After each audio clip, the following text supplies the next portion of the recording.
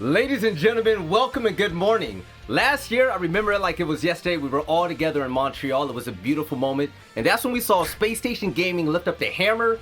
But how did they get there? They made it there through qualifiers, just like you're about to see this weekend. But I want to welcome you to the last chance qualifiers for the Six Invitational. I'm going to be your host, Veli, and right next to me, my professionals, my analysts, Jesse, Jacob. Once again, we are back.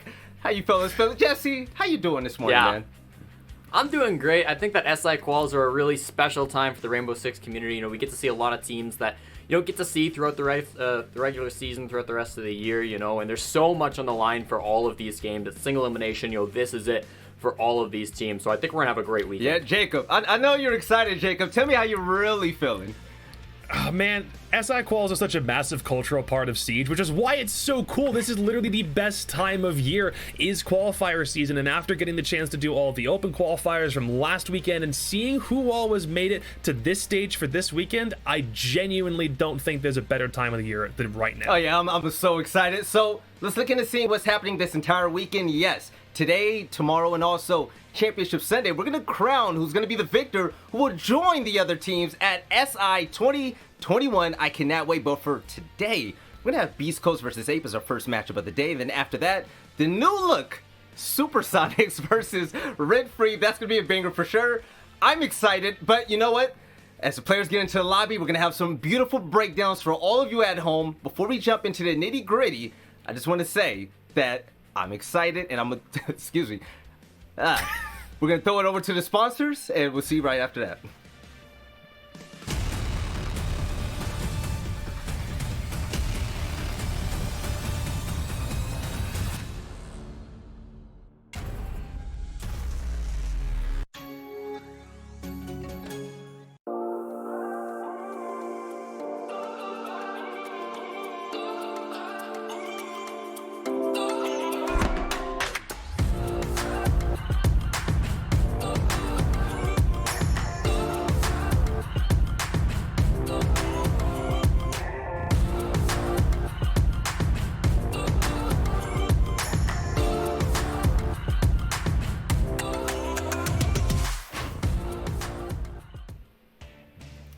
All right, welcome back. So let's take a look at the bracket. At the top, we're going to see Beastcoast face off against Ape, and then the winner of that will face off against Disrupt Gaming. On the bottom side, Altiora, we saw them last week with the Canada Division Finals. They're sitting pretty, waiting for the victors between the Supersonics and Rent Free. But let's talk about the first matchup of the day. It's going to be Beastcoast versus Ape. I'm excited about this matchup, mostly because these two teams are rising all the way up. They're trying to make it over to Tier 1. And the analysts that we have here today, you guys know a lot about them, especially over in the Tier 2 scene. So, Jesse, I want to start off with you. When it comes to Beastcoast, when it comes to their play style, how can you seriously define it? Do they have an identity with this roster? Yeah, I think that Beastcoast can be a little bit more on the aggressive side. You know, there is this tendency from Challenger League teams to maybe play with a little less structure, to play more with their guns, and I think Beastcoast sort of fits that stereotype, that mold pretty well. Their one weak spot that I've noticed from them is their defensive win rate is not too great over the course of Challenger League in Stage 2. They only managed a 45% win rate, and in their Grand Finals game, of course, this team got second in CL. Their Grand Finals game against Rent Free, they only won 2 out of their 9 defensive rounds, and that's not great. From the VODs that I've watched, and I have watched most of their games from Challenger League, it seems like that's largely coming due to a lack of intel, whether that's players getting into their bomb site, whether that's roamers getting caught off guard. I do have a little bit of worries for them there. But they've got some strong players on this roster, and there's some names you'll recognize, some names that are new, so they've got a lot of surprises, I'm sure. All right, now, Jacob, I'm looking at you right now, man. Going against Ape, what is going to be their X factor? What do you want to see from this roster to pull it out to get to the next stage? Well, there's a reason why in Stage 1 they struggled so massively, and in Stage 2 they've made some improvements, but it comes down to there not really being one player that stepped up to the plate that's carried them from a statistical point of view. They play very much as a team. In Challenge League, you're kind of defined by how hard you swing or how hard you get swung on, and in Beast Coast's case, not having one player to really step up to the plate when it matters, to carry the team, even if it's only from a kills point of view, so far to them has been kind of a detriment and is probably half of the reason why they didn't beat Rent Free in the Challenge League finals for the US division. It's something that they need to work on. They need to show up in a big way, even if only it's one player coming up to the top. That's what I'll need to see from them today. Okay, now that's a big point you just made at the end, Jacob. You're saying that everybody's going to have to shoot on all cylinders. Jesse, last thing about Beast Coast, are there any weaknesses that they're going to have to worry about to improve on in order to win this matchup? Yeah, I mean, I think part of that is going to be the defensive playstyles, right? That lack of intel is going to be hard for them. If they're going to have somebody to step up at the plate, maybe solve that. If they want to have one player that really steps up, I think Sippin has been a great player.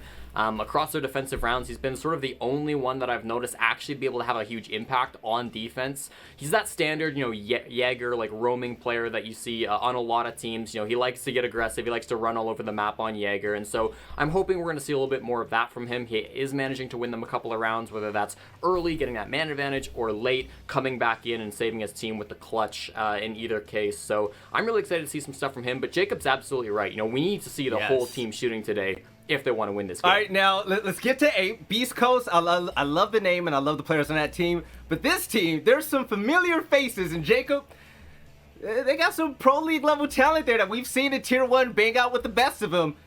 When you look at this roster, I mean, do they have some sort of pedigree to them?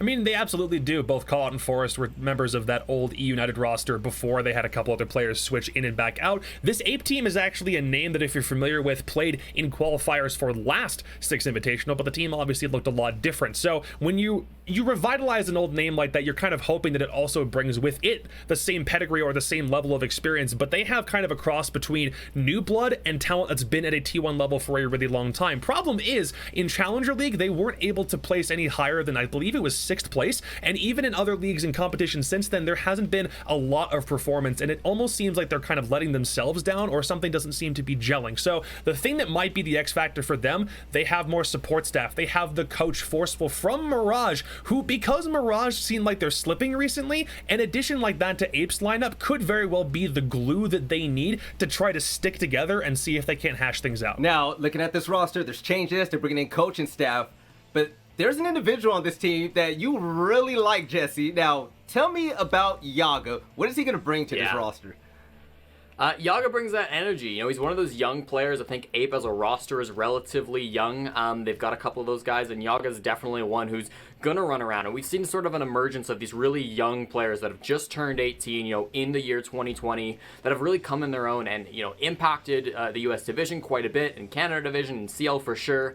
And Yaga's sort of just another one of those players who's going to gun big. He's going to run around the map. He's going to have a big impact. And it's great because we haven't really seen a lot of him so far. This is another thing about casting these Challenger League teams. It's like, well, we haven't really seen a lot from him, but from what he's shown inside of Challenger League, from what he's been able to show off so far, he seems like the real deal. He seems like an excellent player. So maybe some refinements to come later down the line, but I'm really excited to see Yaga, not just here in this game against Beast Coast, but also how his career develops for the rest of his life. Real quick for the viewers at home that aren't familiar with him, what role does he play? Yaga, he's going to be a pretty impactful player. I've got it written down right here. I actually love his Capital play, something I've seen pretty recently from him. Yaga most recently has been on a couple of those roles. Let me roll it up here. Like Ash Zofia is what we've seen from a lot of the time. Some Mozzie, some Malusi, some Wamai. A lot of different roles like that. So entry player, more or less. Oh, that's the type of player we love. All right, now the maps that these two teams are going to be playing on, it's going to be showing up at the bottom of your screen. And Jesse, big brain, this is going to be all your segment, man. I want you to own this. All right, well, we'll get started with this map BAM phase. Of course, these two teams have played before, so we'll see if there's any sort of repeats. We're going to see Clubhouse off of the board first thing from Ape. Then we see Theme Park taken out. Not a lot of CL teams love that map. Oregon up first from Ape. So Ape had some really close games early on this map.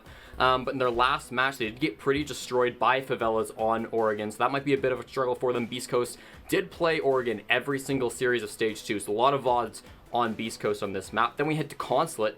Beast Coast went here just once in Stage 2. It was a pretty solid win over Joe Esports. This is a map that Ape have never played in all of Challenger League, so maybe a little bit lack of intel there. And then Cafe, coming up last, I believe, on this ban phase. This is going to be another one of those maps that Ape has never played, but nor have Beast Coast, so this is definitely going to be a question mark. And I believe since Ape did play CCS, there were some matches shown there, so perhaps some VODs. But in terms of like official Challenger League competition, there's really been nothing from either of these teams shown on Cafe. So a lot of mystery in this map pool. All right, Jacob, I saw you shaking your head and smiling, but you know what? It's time for predictions. So I want you to put a smile on your face and give me your most confident prediction in this one. Who do you think is going to come out ahead to make it one step closer to qualify for Six Invitational? in my mind, a massive reason for either of these teams winning will come down ultimately to that map selection. We're not seeing Theme Park, which Ape does like to go to, and something that you might not know about North American T2, they love playing Oregon, Clubhouse, and Villa, probably most exclusively, but we're only seeing one of those maps in this pool, which means it can really get spread over either two of these teams. In my mind, though, I can't really fault Beastcoast for maybe not having everything in the bag. They made it to the qualifier in the same way that Ape did, but I'm a little bit more confident in Ape just because of the names that they've got, the history that that team has, and hoping that their coaching staff can kind of help shore up some of those loose ends. So, sorry, Beast Coast, I love you, but I gotta go with Forceful and his boys. Jesse, do you think the team with the Pro League experience are going to pull ahead, just like Jacob says? Do you have something else in mind? No, I think Jacob's absolutely hit the nail on the head. I think this is a hard game to predict because both these teams, we don't have a lot of intel on them. And sure, Beast Coast have better results in Challenger League and such, but Ape, for both of these teams, I think the results have been a little bit lackluster, and I trust the names on Ape a little bit more than I trust the names on Beast Coast. Exactly. Could go either way, but I think Ape have got to be the favorites heading into this matchup, despite their recent results in Challenger. All right, now, before we toss it to the casters and get the game started, I want to ask you all one favor one last time. You guys hear me say it all the time, so this should be normal by now. If you want to just stay in the loop and just be involved with the Rainbow Six esports universe out there, make sure you follow our social pages, and I'm gonna let you know now, the Twitter page is off the chain, it's hilarious, it's funny, and you can be well informed if you follow that as well, so make sure, go ahead and do that. But the players are locked in, the casters are ready, so Intero and Kickstar, take it away. Much appreciated, Veli, and to the rest of the analysts, thank you very much. We've got two teams that, Michael, you and I, frankly, have never casted before. I mean, I guess technically I casted Ape in the qualifiers, but that was it, and that was a long time ago. Also, I casted the old Ape. Different team. Like a year ago. I think that was the precursor to Obey Alliance, if I remember correctly, but that was a long, long time ago. Our next matchup is going to be a banger. This one, more unknowns. Do you think the two teams here today are more evenly matched than the next match that we're going to see between Rent Free and the Supersonics? I would, if the question is evenly matched, the answer is yes. I think we're going to be seeing probably something really close in this competition. That would be my guess. You guys can also vote on how you think this one's going to turn out, specifically between Fozo and Forest. Which of these two former teammates will show up and help their team qualify for the Six Invitational? That's the community vote for this match. And you can reference the socials that Veli brought up earlier to find that poll. So we've got the poll, we got the question, and the answer to your question again is just probably this will be a close one. I mean, with what's on the line here, I expect both of these teams to be giving it their all, and we've got a lot of talent on both sides. Oh, absolutely. There's a number of players that are in this lobby that have either been in pro play or pro play adjacent. A lot of people are going to look to possibly be seeing their stock rise after this matchup. And the qualifiers are a really great opportunity for players to show that they've still got it, especially when you go up against the big dogs. We have both Altiora and Disrupt off for the day. They'll be on tomorrow. That's going to be the real test for these teams in the semis. But let's get underway with map number one. We'll start on Oregon. Ape like playing it. Beast Coast are going to be starting on defense, even though we have seen quite a large meta shift. And for those that are just tuning in that haven't really watched any pro play since Neon Dawn went live, there were quite a number of changes to certain operators. Jaeger's ADS was entirely reworked. Wamai lost his deployable shield and also one magnet. Valkyrie lost her deployable shield. Ibana's got some changes to her launcher. There's a lot of different things and other changes as well that we haven't noted. There's a lot of different things that have gone into this. So we'll see if it's a faster style of gameplay, which I suspect will we just see a reversion to the Mute Mozzie meta that dominated before, as utility soak is no longer a thing. We'll find out, and we'll see how these two teams will tussle. The ban phase is done. Zofia and Maverick are your two attackers. Valkyrie and Goyo not available for the entirety of this map. And as we said, Beast Coast will be starting on defense. It's interesting, Parker, from what I've noticed so far after the Neon Dawn update, in the limited window we've had into Comp Siege, there haven't been too many big changes in terms of strategy. There have certainly been many strategic changes for different teams, but the changes are smaller. What I'm noticing more is the results of what people do have changed drastically. So where we'll have an old strat replicated in this new meta that's being forged, it'll generally not be as successful as it once was. And that's the most notable takeaway I've had so far, at least personally, in the, again, very limited window we've had into Comp Siege. And I think today, for many passionate esports viewers for Rainbow, today is going to be just another one of those days where we're learning a little bit more about this patch, learning a little bit more about how teams interact with it. And we'll also, starting on Oregon, going to the top floor. So this is per normal, and there's not really too many crazy picks on either team. I guess the most deviant pick here is going to be the Ying, but we've actually seen her prevalence rise, especially with the Neon Dawn update.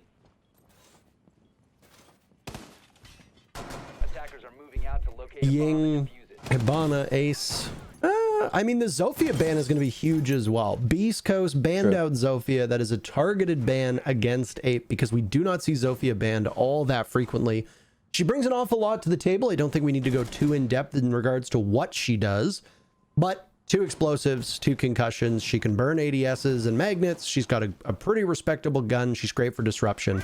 There's a lot of things that she can do on her own, and allows whoever's playing her to be quite flexible in that role. Now, without her, you're going to see more on the shoulders of your ADS/magnet burners. You're going to look at somebody like Ying. You're going to possibly look at somebody like Hibana now, who also has access to flashbangs.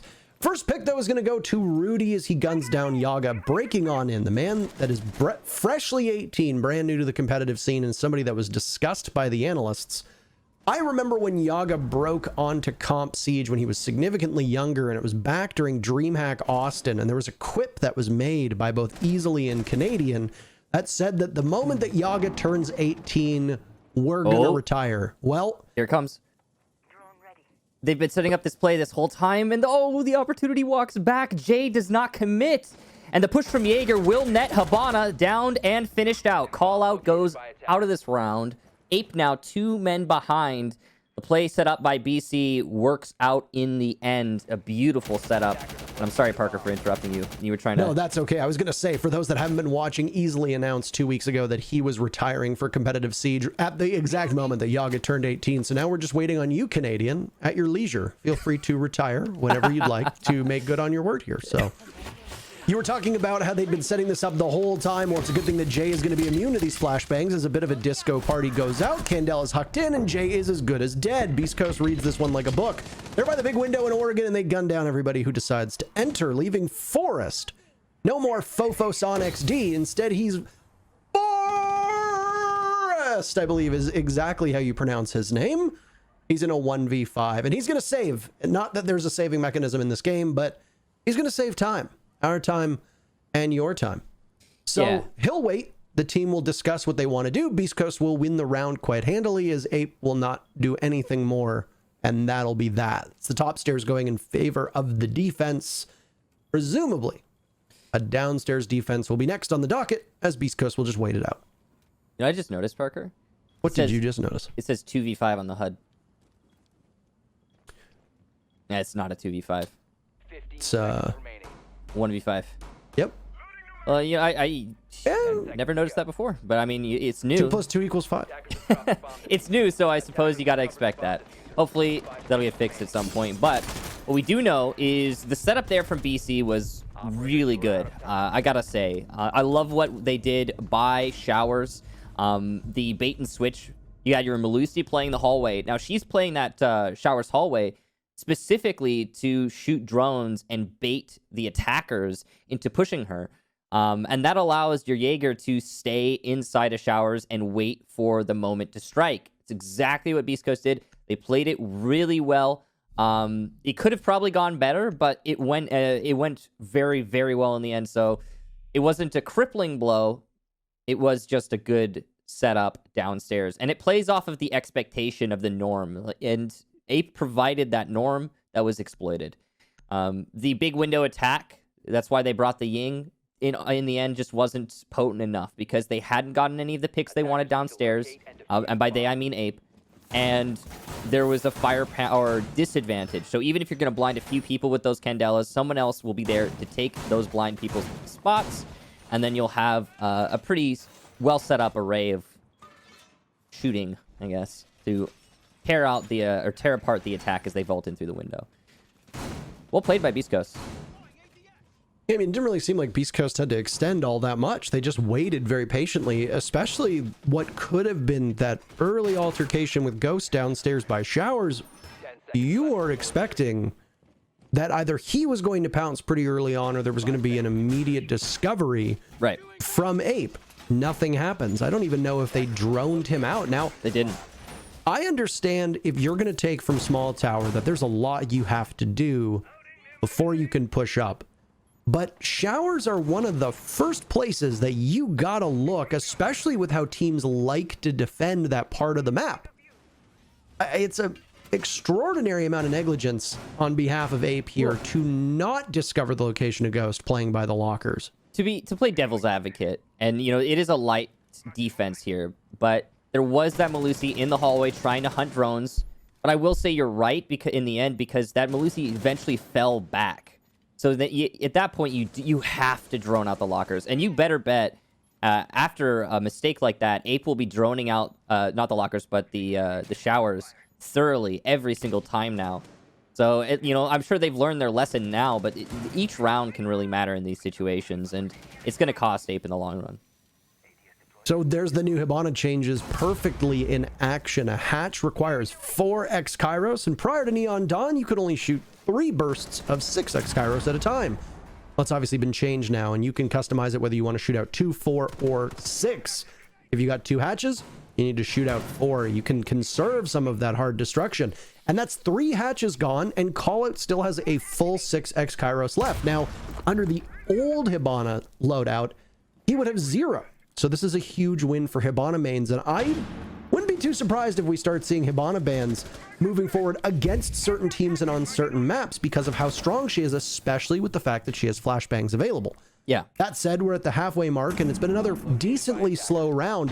Other than the early pick on round number 1, most of the action came in a hurry, not all at the tail end of the round right now. We're looking at about a minute showdown with everybody still alive. King Candela's going in to allow a drop into E-Box, and here it comes. The pillar control established by the Candelas will be strong, but no pick comes as a result of 2 of those Candelas popping off. Bozo does eat a lot of damage, though, trying to play in the site with the rest of his team. Nice push there from Forrest. He'll get Anthony. Bozo with the C4 onto Jay, so a little answer back from Beastcoast. And the last Candela goes out, but no result. 2 of the ace charges used on that wall, but Sippin from above will take out 2 Ape players, and it's all on Melted and Callout to finally take this round. They're in sight, though, and Callout will get 2. Great positioning from the man. There's his 3rd on the mirror window. It's all Ghost all of a sudden, but he's got Diffuser, and he can play off it with only 23 seconds. Callout with the 4K, though, and it just doesn't matter if you've got that Diffuser. Callout has got your number.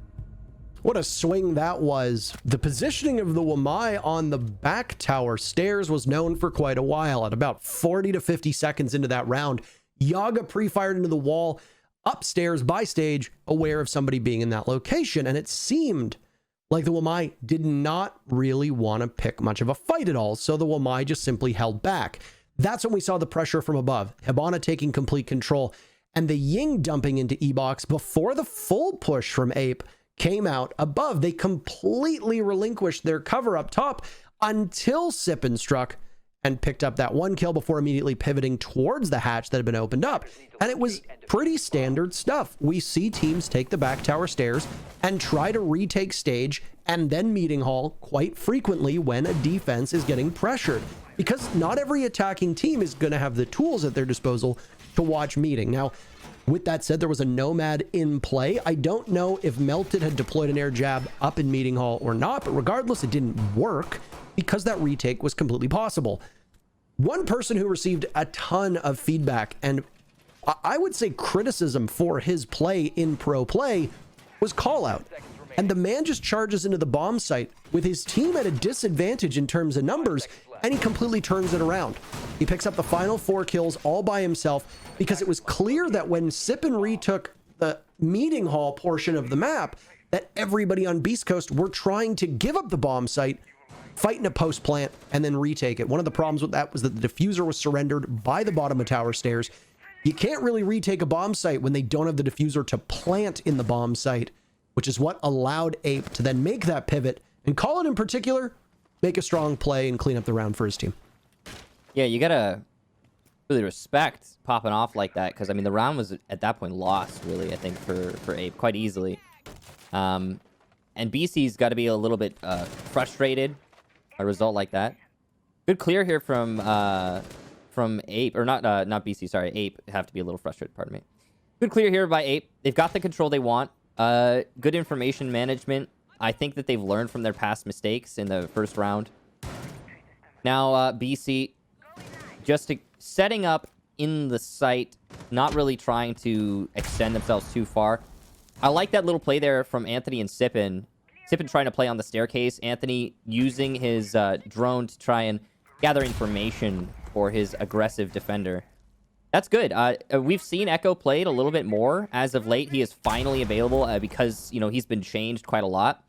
And ooh, look at this. It's actually another bait from BC. Look at, oh wow, they keep doing this. They did it on Lockers Showers. Now they're doing it on Tower. They're denying droning of T3 by pushing Sippin up the staircase occasionally and making the attackers think he is the only threat.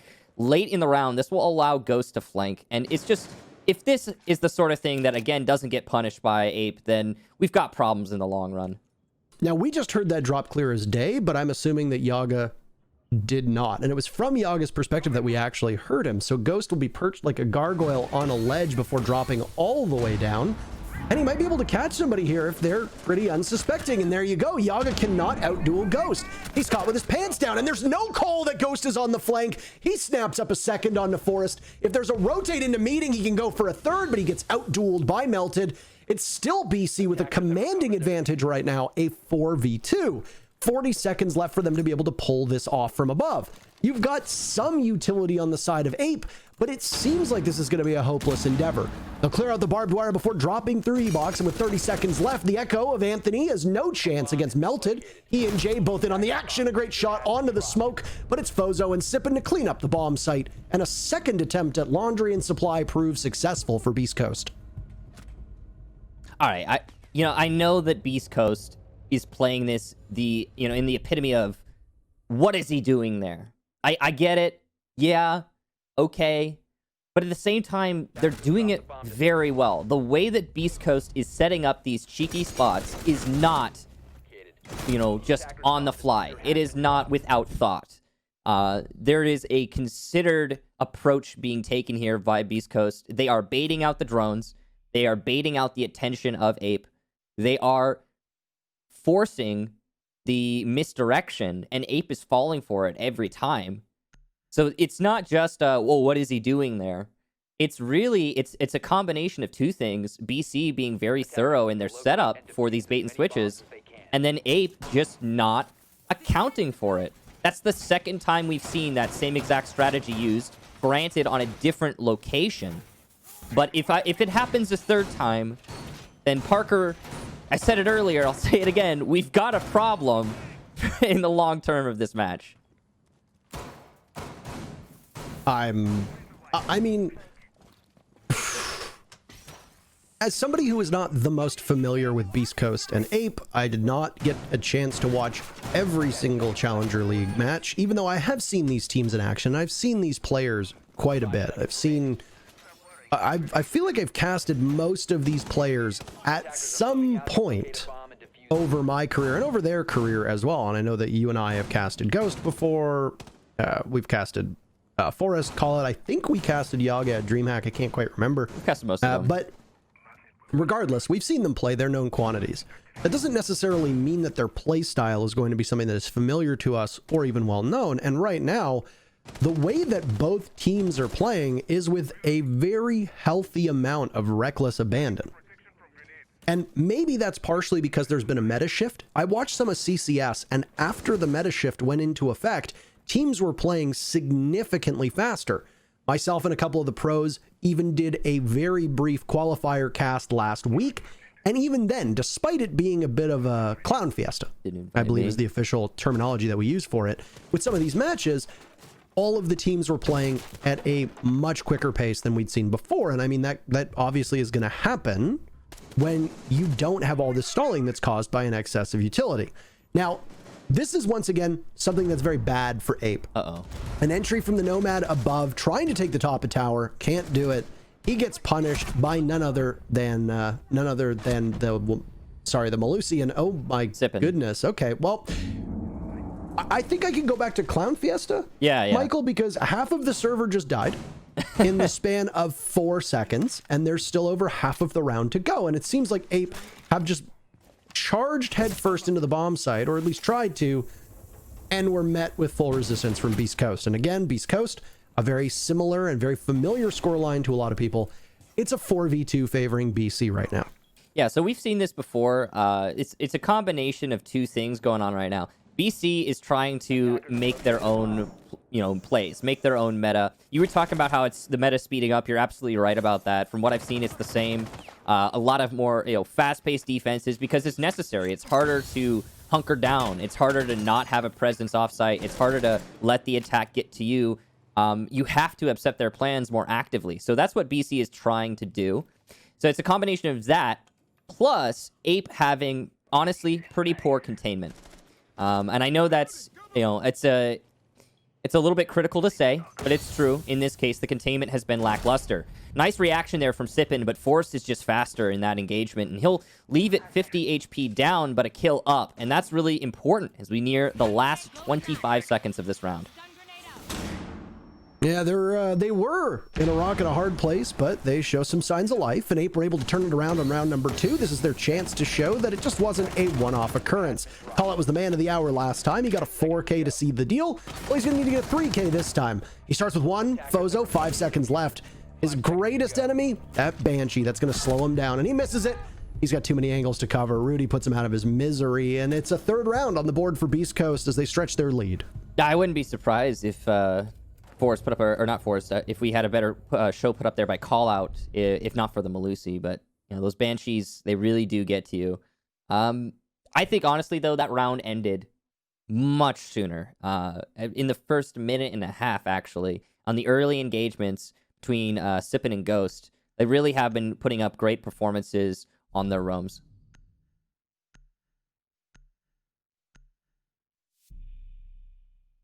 We're going to see a third bomb site finally emerge after 2 attempts at bunks and 2 attempts at laundry. The upstairs bunks bomb site, perfect so far for the defense. It will not show up again for Beastcoast. Laundry supply room, well, it could come out after this bomb site.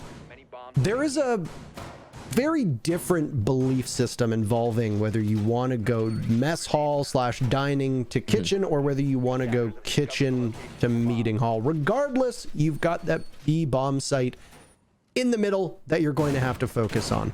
Before we get to that though, let's talk about some new offerings in the game, as I feel like this is an appropriate time to do that, as the teams will go through setup and then we'll have much more to talk about. There is a Rainbow Six Invitational Battle Pass right now that came out with Neon Dawn, and you can get it right now. 100 tiers, over 130 rewards, 134 rewards actually to be exact, and all of the sales help fund the Six Invitational prize pool. It's a form of crowdfunding. You want to put your money where your mouth is? Well, you can do just that, and you can earn some pretty nice skins and in-game perks at the same time with the Six Invitational Battle Pass. Also available is the Corsair Challenge, where from December 17th to December 24th, if you play 5 rounds in PvP with a friend, then you will get the Corsair weapon skin. Now, I don't even know why we're telling you guys about this one. We all know you don't have any friends. It's okay.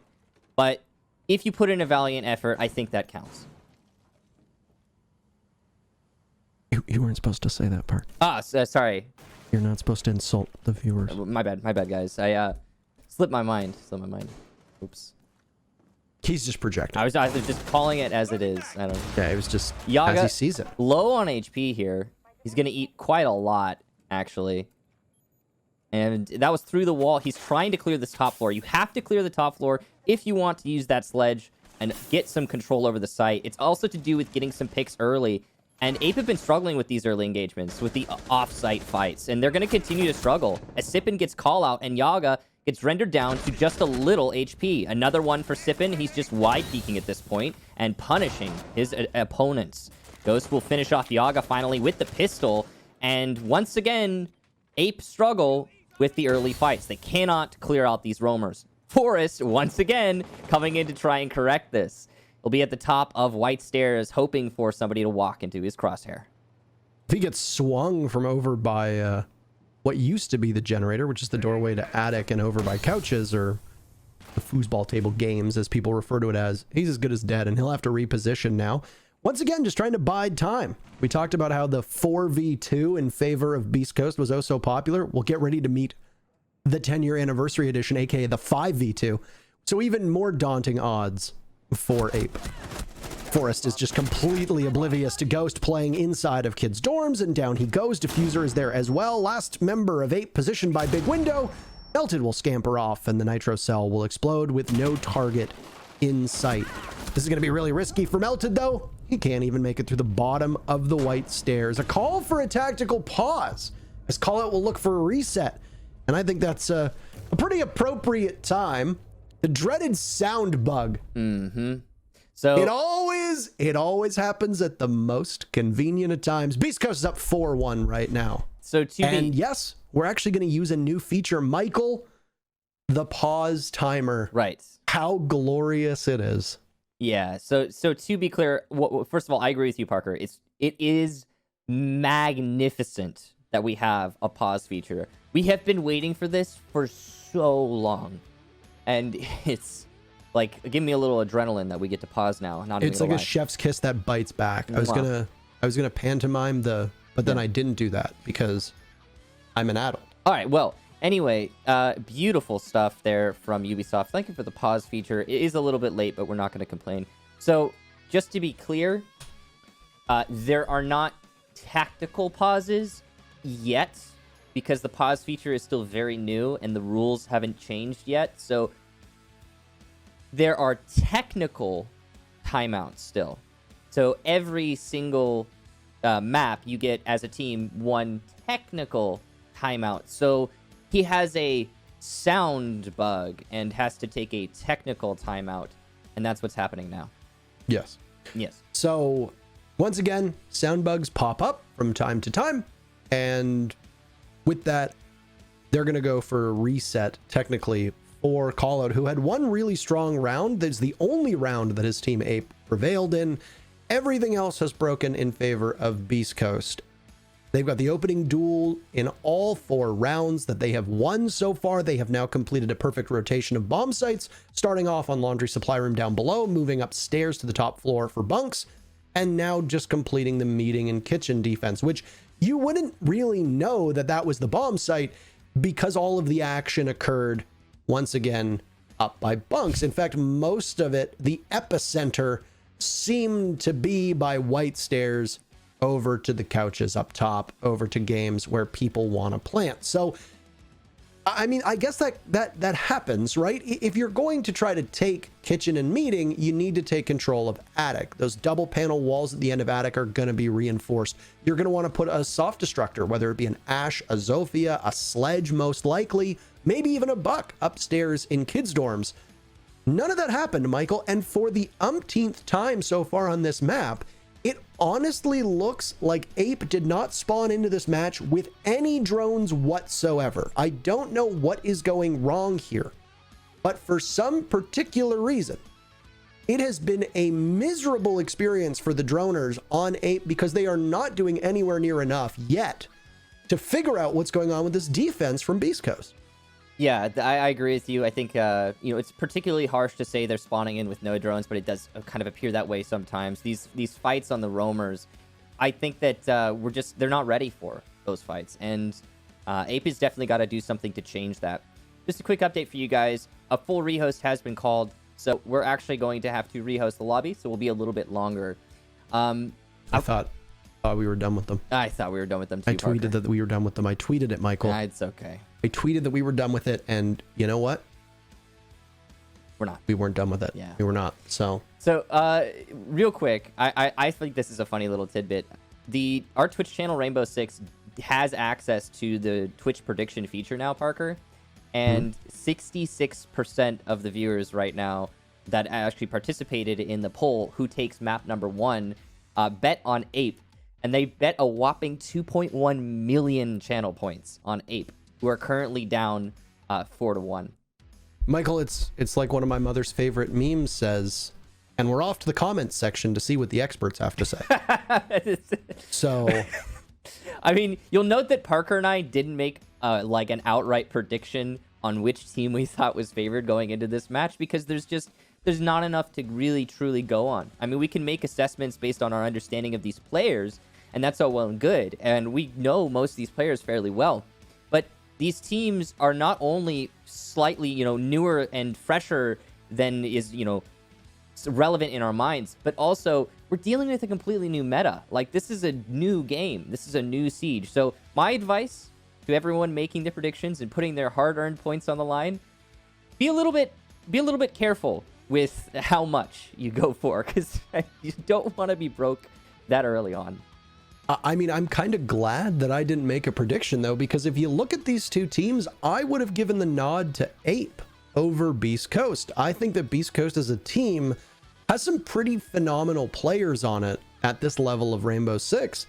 But overall, I think as a team, Ape are the superior unit. Now, what we've seen so far has not been the Ape that I've seen play before, and I know that it's not up to their potential. Either one of two things have happened. Either Beast Coast have magically doubled in size and strength overnight, or Ape have somehow just forgotten how to play.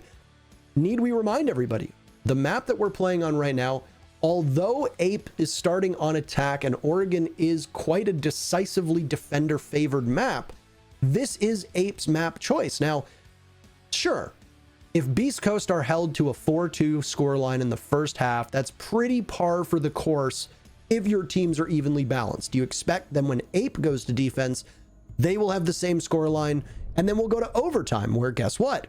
Ape defends twice. That will obviously favor them. But right now, without being able to contextualize what's going on, this looks like a very poor beginning to the series for Ape.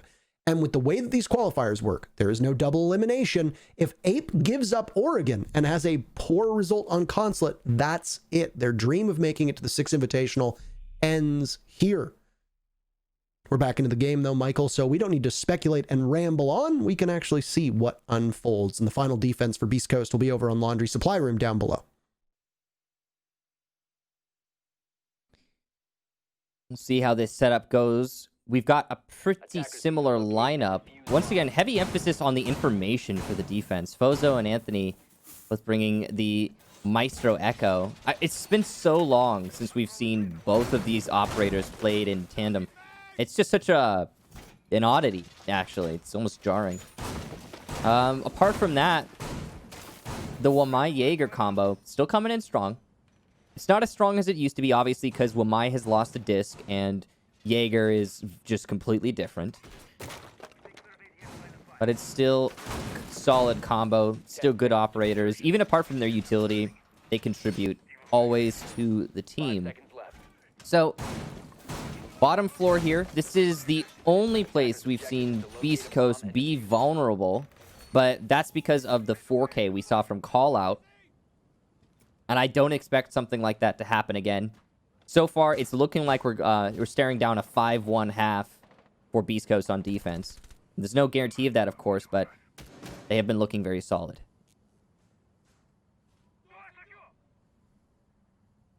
Look at Jay and Melted. They got droned in by Forest, and that was it. And that intel is outdated by about 10 to 15 seconds here.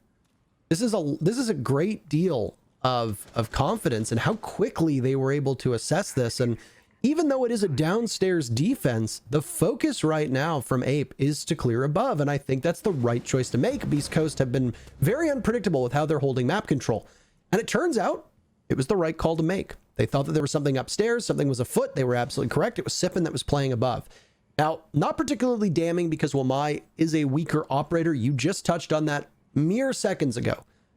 But those magnets do generate over time, and none of those are going to be available anymore. So Sippin is gone. Upstairs pressure is gone. Sippin was also the crucial figure for retaking meeting last time, if you recall. So that's another worry that isn't going to exist for Ape. And that single kill alone turns out to be exactly what Ape needs on this round. We'll see if they can transition now as we're halfway through the round towards a successful conclusion.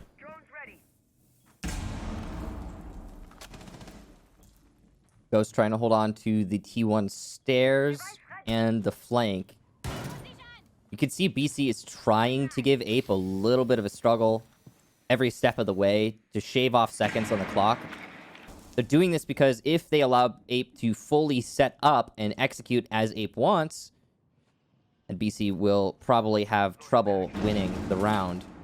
This is going to be a very cautious push here from Yaga.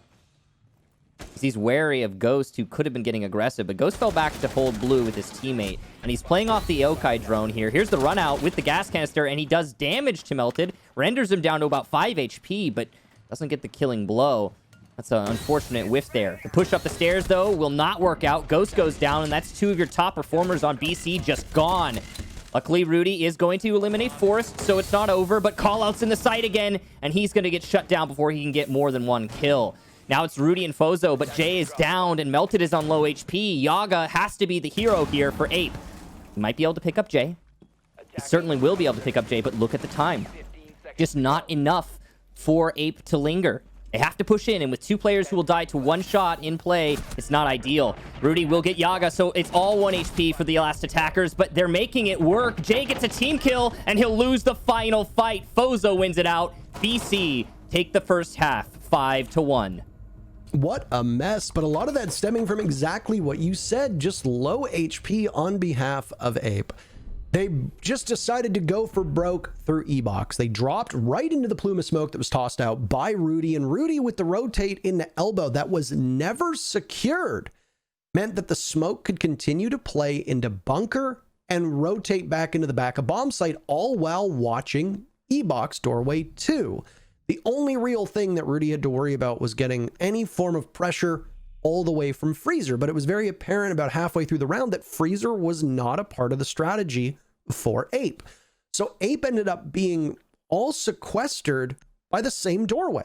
It's a single doorway. You can't shoot around it. There's no soft destruction you can really do. You're in bad shape.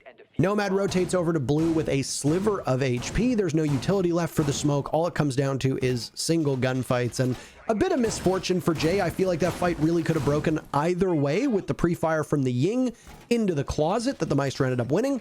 2 guns with no shortage of ammunition.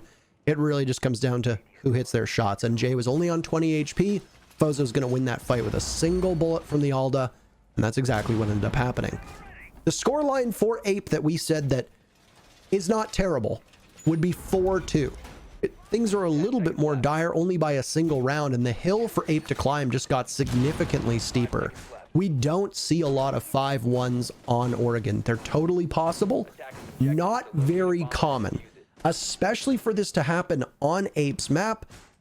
I understand that they had time to kind of cool their heels and get call out back into the match and maybe discuss some things. At the same time, this is a grim first result for Ape, and they've got a lot of work ahead of them to get themselves back on the same footing as Beast Coast. Attackers have located a bomb. Ape going for a roam strategy similar to that of BC. A bit more present in the middle floor here, as you can see. Call out playing inside a meeting, trying to work around this opened up drop. They know the drop is going to get opened.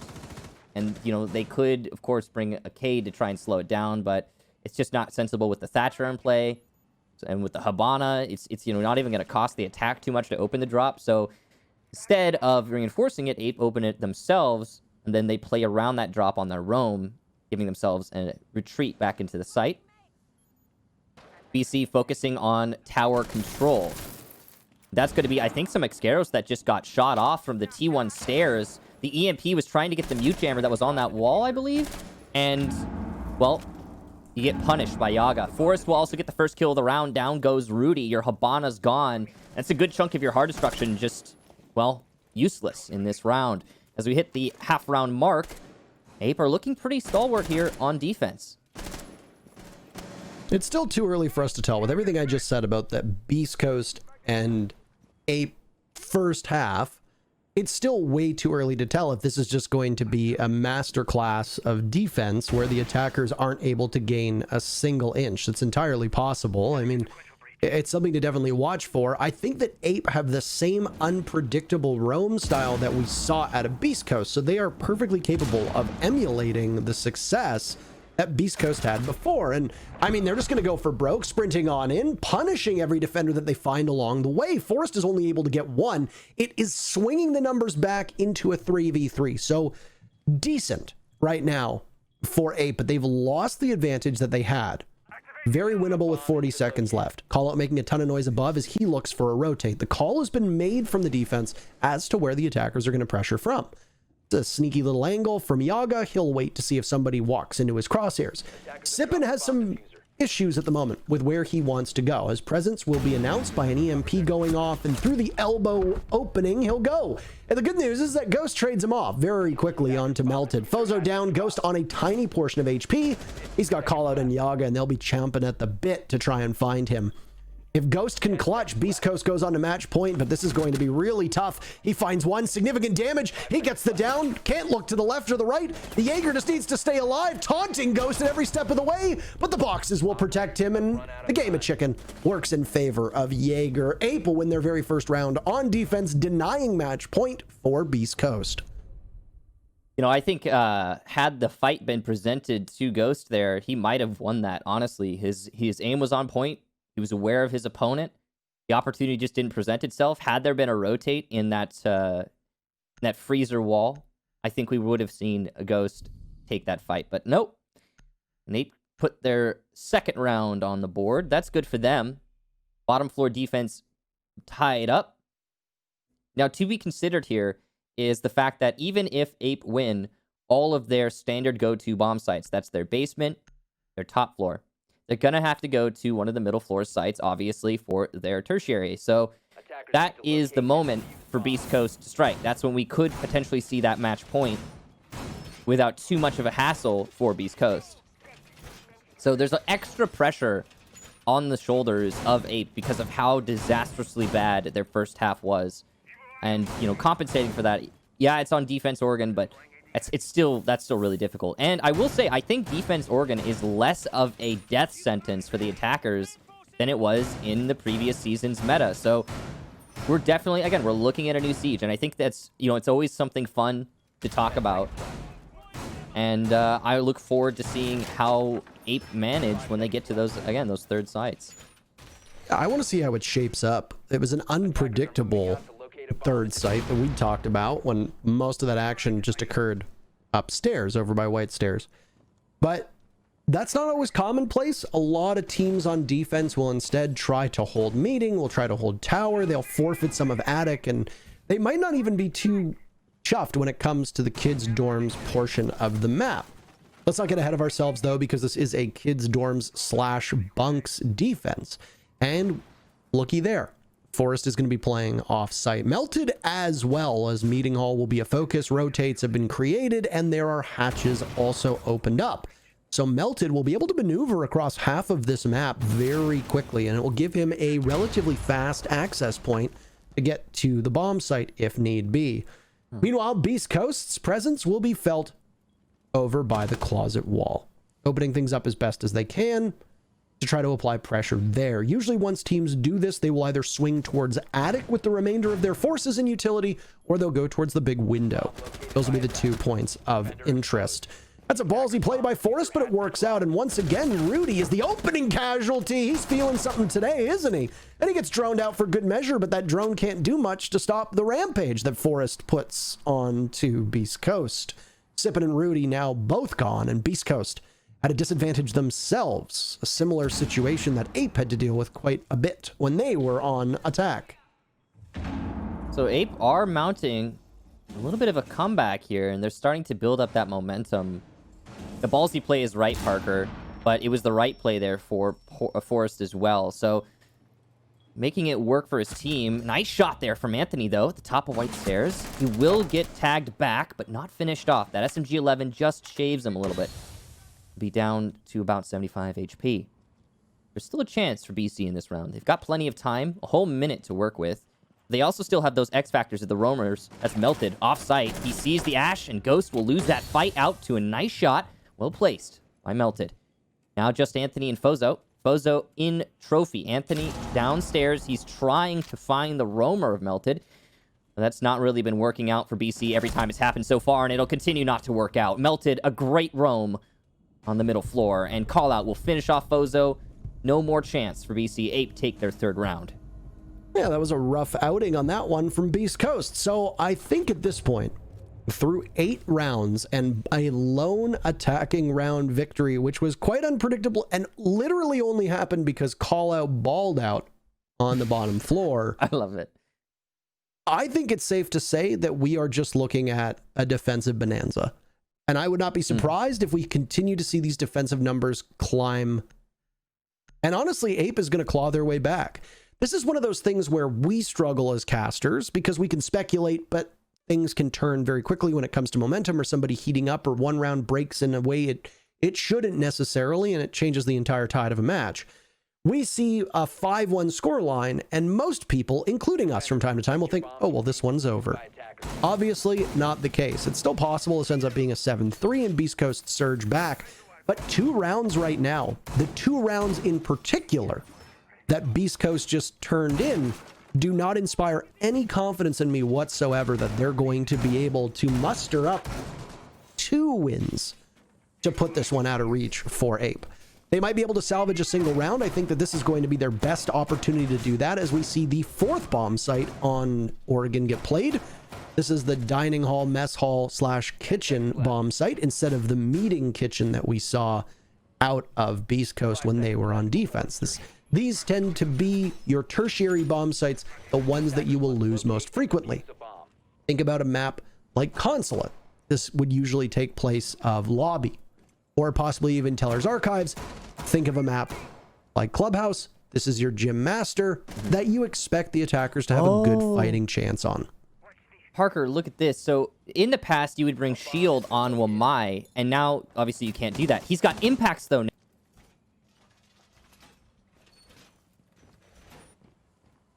now, which means this isn't old. You can bring Wamai, play him on this corner under the default cam, and when Jay is done impact tricking his mirror window, Yaga can switch with him, and then you have your second set of impacts. So in the past, it would be a different operator, or most likely, who would be playing the impacts there. But now it's Wamai. Uh-oh, this one Xkyros might not get caught, but it will by the second. And the problem with impact tricking here is that Habana can divvy up for Gadget. So just two sets there being used, 2 Xkyros being used. Jay will shut down Fozo. So yeah, you do keep the mirror window up for a little bit longer, but you punish Fozo as well. And Sippin gets the refrag. Jay a little overextended, too close to the mirror window. That was a messy hold there from Ape on the lockers setup. And at the same time, it worked out pretty well for them in the end, even though they lost Jay. Neither team proving to be all that adept on the entry. The defense are absolutely clobbering the attackers when it comes to these opening duels, and the defenders will continue to grow that lead that they've had so far in these duels, because there's another kill coming out from Ape, and it's Forrest the one credited with it. Neither of these teams very comfortable on attack. That's just the way that Oregon plays, and well, we're in a new meta, a profoundly different meta, and you just talked about one strategy that we've seen emerge a few times in the qualifiers, but never really have a good example of. Anyway, there's a minute left, and Ape will continue to tear through Beast Coast. Rudy and Sippin. Well, Rudy finally gets to play around. Kind of. And leaving Sippin all alone is not an ideal circumstance for Beast Coast to be in, because it's Yaga playing pivotally on the corner, and he guns down both members of Beast Coast. Hey, would you look at that? It's 3 in a row for Ape, and they are now within a single round of tying this up. This is what we talked about. 5-1s are exceptionally uncommon, but we are in a new era. We are playing on a map where 2 teams, they've played each other a number of times, but things have obviously been changed up. Right now, Ape are looking much better on defense. And I gotta say, a lot of it, Michael, isn't even that the defense is playing well. It's that the attackers are playing quite poorly. The drone work isn't anywhere near as sharp as it could be. And because of that, what is being droned, unfortunately, it's not being called out to the rest of the team. So your entry is poor because the drone work isn't as strong as it could be. The defenders are playing quite unpredictable, and we knew this coming in. This is something that has been discussed ad nauseum on social media, on Twitter, that a lot of these teams are going to be playing brainless. They're going to be playing like monkeys swinging from the trees. It was something that the Supersonics have been credited with quite a lot, is they're not playing with any deep strategy. This was a team thrown together for these qualifiers. And then you've got a team like Rent Free who play structured, but they are also capable of playing this frantic style of gameplay. Ape and Beastcoast are doing an excellent job of that same style, and a lot has been up in the air. We have a lot of question marks that are still question marks as we are this deep into the matchup. But right now, defenders have a sizable advantage, and if that doesn't break, it's very much looking like either Ape will be able to take this with the momentum they found, or we'll have overtime. Well, they're only one round away from that even count, and you were talking about the word brainless, but Forrest's aim is certainly on point for the way he's playing. Ghost goes down, and the swinger be swung on meta is starting to come into factor here. Ape are currently the ones doing the swinging, and Yaga's going to continue that. He'll take out Sippin as well by tower. So, yeah, I mean, you're right. The word that is often used to describe this type of play is brainless, or, you know, people say, oh, he's doing this stupid stuff, or why is he doing that? Just basically, that's the general sentiment that you hear most commonly echoed with this type of play on defense. But I can't fault it for that it is working. And also, I can't fault it because, I mean, what else are you supposed to do? We've seen the defensive meta on Oregon with this last update be completely dismantled. So, I mean, can you say that a team is in the wrong for playing this way? And are we going to have to adjust our perspective of what is considered brainless in Siege comp in the future? Because it's totally possible if we keep on with this development trend with the game being changed the way it is, that we might see more updates that open up the defense, but, you know, force the defense, I guess, to open up by denying them their safety on site in the future. That could continue to happen. I guess we'll find out as more updates come out, but I mean, I can't say I hate it. I'm not one of the players who has to play in it, to be fair, but I think it's sometimes kind of interesting. It shows the gaps in attacking teams like Beastcoast and their information management, and the same thing for Ape as well. This is all but over as there's finally a kill on the board for Beastcoast as they've lost most of their firepower, unable to grab a second now, as it might only be the lone kill, as Fozo will have the 4 members of Ape make that 3, but he's pinned down by the bottom of Laundry. 40 seconds to go, and you can see from the silhouettes that nobody from Ape is going to give an inch. They'll just wait very patiently, and it will be up to Fozo to offer himself up on a silver platter. At least I'll take out the deployable shield in the process. Swinger be swung, I guess, and former teammates Forrest will get the upper hand on that duel. Tying things up. That round was basically a formality. After those first 2 picks, it was all Ape all the way down. It is kind of funny to reflect, even though we are only a single map, you and I, into these qualifiers, yeah, the changes that were made to Wamai and to Valkyrie and to all the other operators and Hibana were done in many ways to try and shake up the defensive meta, because a lot of teams were saying that the utility soak style of defense was crushing for the attackers. But what we're seeing right now is 10 rounds in which 9 have very decisively broken for the defense. These rounds have not been coin tosses. You could even argue that if a couple kills don't break the way it called it in round number 2, in which they were just straight up gun duels on his position inside a closet when they were attacking Laundry, that this could very easily have been 10 consecutive defensive rounds. Well, so it's funny how these changes were made. I know we're really early in, and I know that things will obviously settle and change, but I think you would agree qualifiers tend to be a mess. Because teams have to play so many games against so many different opponents, and you don't have the most robust map pool. You can't always counter strat. You can't always VOD review. It is running the gauntlet, as we often refer to it as. So playing in an unpredictable fashion, you and I both know this from when we casted Best of Ones. You and I both know this when we used to cast USN as well. These freak stacks, Michael, they would assemble. And they would just swing all the time, and it would confound pro teams, because the pro teams who play a much more structured play don't really have a perfect answer to it. I mean, However, he's not here. I think Jay took his spot. Attackers are moving out to locate a Sorry? bomb and defuse it. Freak? He's not here. Oh, that was a good one. Thank you. That was a good one. That one flew under the radar for me. Oh. I wasn't even thinking. I was like, oh. I was sorry to cut off your thought, though. Continue, please. You got me. You boomed me. But teams struggle with that style of play, an unpredictable style. I mean, look no further than on this map, Fnatic versus Evil Geniuses. Sometimes Right. pulling your brain out of your skull and sitting it next to you actually works quite well in one-offs. But teams will be expecting it from there on out, and they can make that course correction, and they can very easily set up to deal with it. The thing is that when you have two teams that play that similar style play against each other, it's that immovable object versus an unstoppable force. So as it stands right now, we've had this unprecedented defensive struggle between these two teams, and I would say all the momentum is actually very much in favor of Ape. Well, we have to see if the BC can take an attacking round. That's the real struggle that they are facing right now. They'll get open the master closet, so that's one step done. Call out preps his C4, and he's getting ready to use it.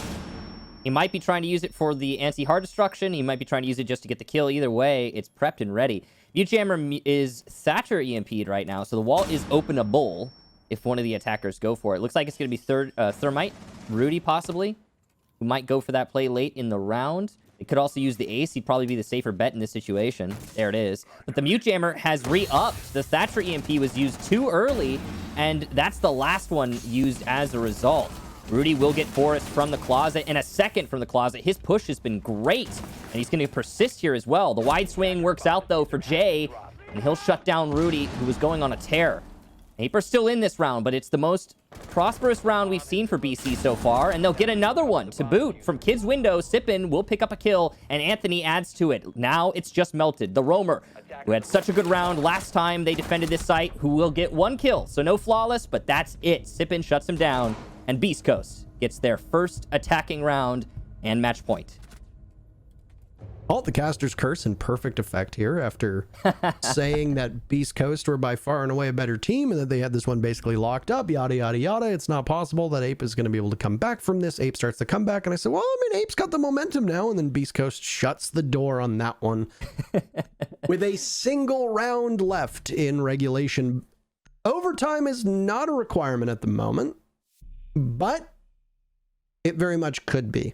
Ape will defend twice if that's the case. And with the way that Oregon between these two teams has shaken up, obviously Ape are quite happy about that. Their hurdle is to do kids' dorms yet again. Now, it was a bit of a rough outing on that previous round.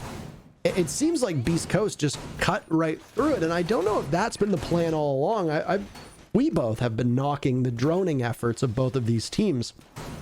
I wonder if they're not necessarily droning to find the roamers, but are droning to find the quickest path to the bomb site and just finding a roamer oopsie daisy along the way.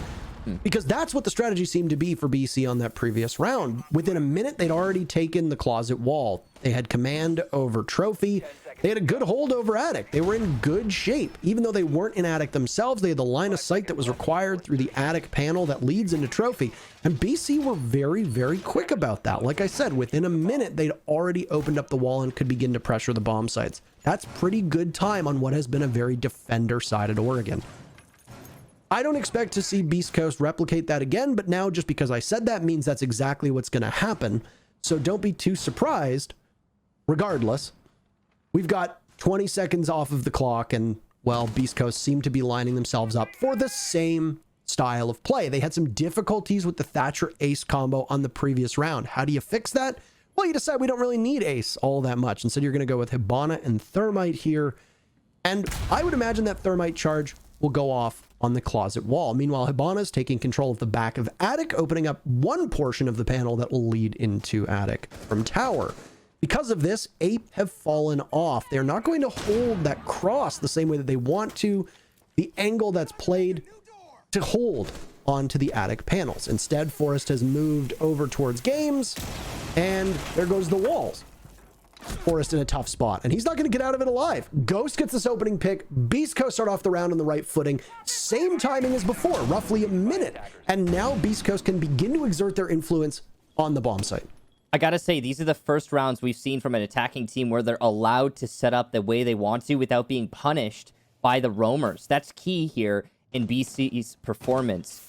It was last time they attacked on this site, and it's once again on this time they're attacking the same bomb site. They get the wall that they want open. They're setting up on the windows, the rappels, and Ape isn't really doing anything about it. They're allowing BC to get that setup, and that's the problem. That's the difference maker here between this round and, well, and the last round and every other round. So we'll see if Ape can correct their course. They're only one man down at this point, so it's not over yet. It's not going to be an easy correction. Ghost, lots of damage taken there, I think, from Yaga on that big window. Well done to Yaga, at least tearing up Ghost. And he's going to be downed, actually, and finished off by Melted. So here we go. Answer back. 4v4 now. One of your hot gunners in Ghost is eliminated on the attack. I mean, losing Forrest isn't great either. He's been the standout alongside Melted, but there's enough firepower on both teams to be able to hold this one together. Yaga and Sippin both find their way onto the scoreboard for this round. Damage being done to the smoke from Fozo, and now he can't make his way through Attic. He's going to need to find the right target prioritization. Stumbling through Attic, he takes the fight, and that Type 89 just tears right through Jay. Call it on White Stairs as the hero, though, as he refrags.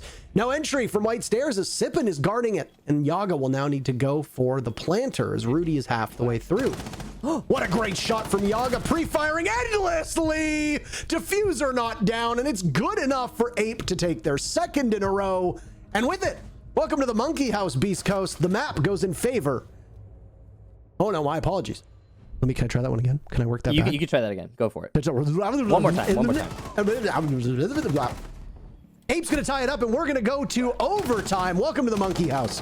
I like the rewind effect. I think better? that added to it. Yeah. I think that was the best that I could muster. It was a 10 out of 10 recovery, to be honest. But what about the original landing? Was it solid 0 out of 10? Well, the original landing would have been like I think great if it worked. If it worked, yeah. If that had actually been what was happening, I would have really liked it. And you know, but it didn't happen. And it could happen. Maybe you're just a prognosticator here. Maybe you know before we do. It almost. I thought he got the diffuser down at the start, and then he didn't get the diffuser down, and then I fumbled the call. Yeah. I mean, it is what it is, though. I mean, that was a really great. That was a Paga moment from Yaga. And I gotta appreciate. What did you just say? I said that was a Paga moment from Yaga. I don't know. It was good. He did good. He did good, Parker. That casting was the equivalent of Caliber Jacob's shirt. The one that Jesse wore? When he was the big Ray? Caliber Jacob's shirt. The one he's wearing in the analyst. Oh, like today? Like a colorblind picnic table. He did kind of. The weird part was that he had like I think that's the undershirt. He had that showing, and it kind of just added to it. It made him look more like a picnic table. I do wonder why he was wearing a black and blue shirt, though. I thought it was it black and blue? Could have been gold and white. Yeah, I swear that was yellow. Could have been gold and white. Yeah, something like that. But anyway, it was the reference. I mean, neither of us are actually wearing like shirts today. We're both wearing just sweaters. I'm not wearing a shirt at all right now. I take it off when the camera's off me. Whoa. Okay. All right. Caliber Jacob says, my shirt is better than any turtleneck Parker's ever had. Fight me. That's rude. Those are fighting words. You gonna let that slide, Parker? No. Oh, okay. I'm sure he had to fight a stylist to put that thing on to begin with, so I don't know if he's ready for bout number 2. All right, chat. You decide who won that one. Oh, no. All right, so main lobby drop has been opened up, as has above the staircase. So control is established here for BC in that main lobby, and they're pushing heavy into meeting and over by tower. With that control, they could start opening up more drops. There is a Kayid in play, but of course Thatcher is not banned, so this shouldn't be too much of a problem for Beastcoast to get open the drops that they want open and to facilitate this attack. The setup has been pretty solid so far from Beastcoast. They haven't lost anything to any of the potential roamers, and we've still got half the round for them to execute onto the site.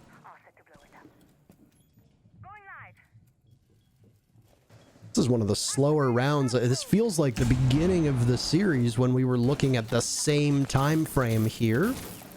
Unfortunately, Fozo throws those X-Kairos down and he loses them yet again. Beastcoast are being exceptionally sloppy with their utility, and you need to ensure, even though Hibana's been changed, you need to ensure that those X-Kairos are going down appropriately. Melted might have just saved his team with a play that is decidedly unsexy, which involves shooting hard destruction. As Beast Coast now thwarted from above, but they're going to pressure from blue. Twitch goes down, Ash on the ground. Ghost, his favorite rat play that you can make. He's going to deal significant damage, and just like that, Beast Coast dominate the kill feed before it swings back in favor of Ape, but for a single kill, as that's Melted, trading 25 HP. Jay still has 2 toxic canisters left. He knows that there's presence down towards laundry stairs, and this is decent coverage with these toxic canisters. With 25 seconds left, it will linger. Ghost not finished off by the plume of smoke. Melted can see, but he's not going to secure. He'll get flashed out and swung on over from Pillar. So Fozo now, with Rudy at his side, will have to find Jay. No utility left for the smoke and only 10 seconds on the board. Jay creeps up, finds one, but cannot transfer onto the second. Rudy abandons the plant and will go to the match point.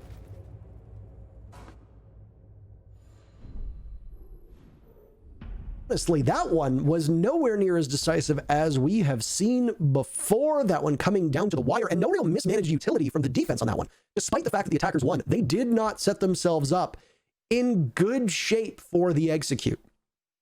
They dallied, dillied, whatever you want to call it, above a little bit too much.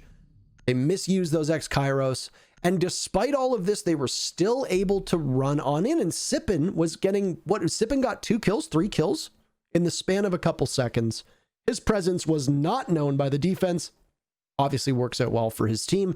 It forces Beast Coast to shift their attention away from E-Box, which is what allows the take into bunker, and the Twitch and the Ash trade out. Only a single death, but they get control of blue, and because of that, now Beast Coast can begin to pressure from where they want, which is the back of the bomb site. So, once again, I think a big part of that comes down to the attack being allowed to set up in the way that they're comfortable. I also love that read by Ghost when he went prone there. That was the perfect read in that situation. To go prone, he didn't guarantee the refrag, but in a situation like that, when you're hugging your teammate, your opponent is less likely to get a freebie when you're prone than he would be if you were both standing right next to each other. So good read from Ghost there. He got that refrag on elbow. That was huge. Just in general, a solid execution and a great last-minute kill there for Beast Coast to take the round. Now, as we transition onto the potentially final round here, BC, they get their defense. Now, Ape was favored. They were in a great position going into overtime because they were on defense first. But now that they've lost one of their defenses, BC is firmly in the driver's seat. The only thing is, if BC does lose this round, if Ape pulls out the upset and takes their attack on this top floor, which they're not very good at doing, I'm going to be honest. They only took 1 attack round in the first half. Then we could see BC end up losing it because Ape is probably going to get to go to somewhere that's not the bottom floor. I think they've learned their lesson now at that point, and they'll try something different. But who knows? That's all we're just guessing at this point, because one trend has reigned supreme in this matchup, and that is, I mean, it's pretty crazy. Tons of random stuff is happening all the time. Like, what is this? This is a Blackbeard. What is happening? He'll eat a lot of damage for that impact, by the way. 50 damage, and he'll lose a shield. So those impacts working out great, not only in destroying the ace charge, but also in rendering Yaga slightly less effective. I feel like we've seen Blackbeard get trotted out before from Ape, but I want to say that it's Forrest who I've seen on the operator, not necessarily Yaga, but regardless, you also see APAC teams running Blackbeard, so I don't know if he's just suddenly back on the meta, or if the fact that you don't need explosives has opened up some new playmaking potential for these attackers. I mean, it's the second one. We've been told that Twitch could potentially be meta now as well. So, and with how much we've seen of her, no way that just happened. Unfortunate timing, but that's a bit unlucky. Yaga has played Blackbeard before. We have the numbers on that one. And I know I've seen Forrest play Blackbeard, but it might have been in pro play. Sippin's been down from above, as that's the first bit of action that we see involving gunfights claiming a target. And Sippin will bleed out unless somebody is able to get down to meeting to do anything about this. It's a crucial round for Beastcoast, though, and now they find themselves with only 3 pulses as Rudy picks up 3 kills on his own. So, my goodness, that number, it pops up. Do you believe in numerology, Michael? We'll talk about that one later. Diffuser's down, though, and Rudy just needs to guard it very intently. He hears the crouching noise, and now the bullets of the Nomad can't control the recoil. That one's a bit embarrassing. But if he gets pushed from the other angle, he's going to be in trouble. He's really feeling the ace, and he just walks to his demise on the open window, wide swinging, even though Fozo's got the angle. Call out removes his head, and it's Ghost in a 1v2. But look at the HP on both Call Out as well as Melted. With just a tiny shred, he's going to have to outduel Ghost, but it's Ghost who's better, and Beastcoast takes the round, and I can say it this time, they take the map this time too, Michael. Woo! We did it, Parker. Professional casters, by the way. But yes, Beastcoast will take it. And it was a close one in the final round. That was the messiest round we've seen so far. And, you know, you were talking about the difference in the soft destruction and how that might have changed things. I think mostly it just opens up your options. And a Blackbeard can be really good when you're dealing with the defense playing like this. So it wasn't Yaga's fault that round was lost. It wasn't because they brought Blackbeard. It was just a messy round that was very chaotic. It happened to go the way of Beastcoast. Well played to them, and I'm excited for the series to continue. That was a grand total of 3 attacking round wins out of 14 rounds, 11-3 in favor of the defense. Next up is Consulate. Not exactly the same defender-sided map as Oregon, but before we get to Consulate, we've got some analysts, but before we get to them, we've got a break, so don't touch your browser. We'll be right back.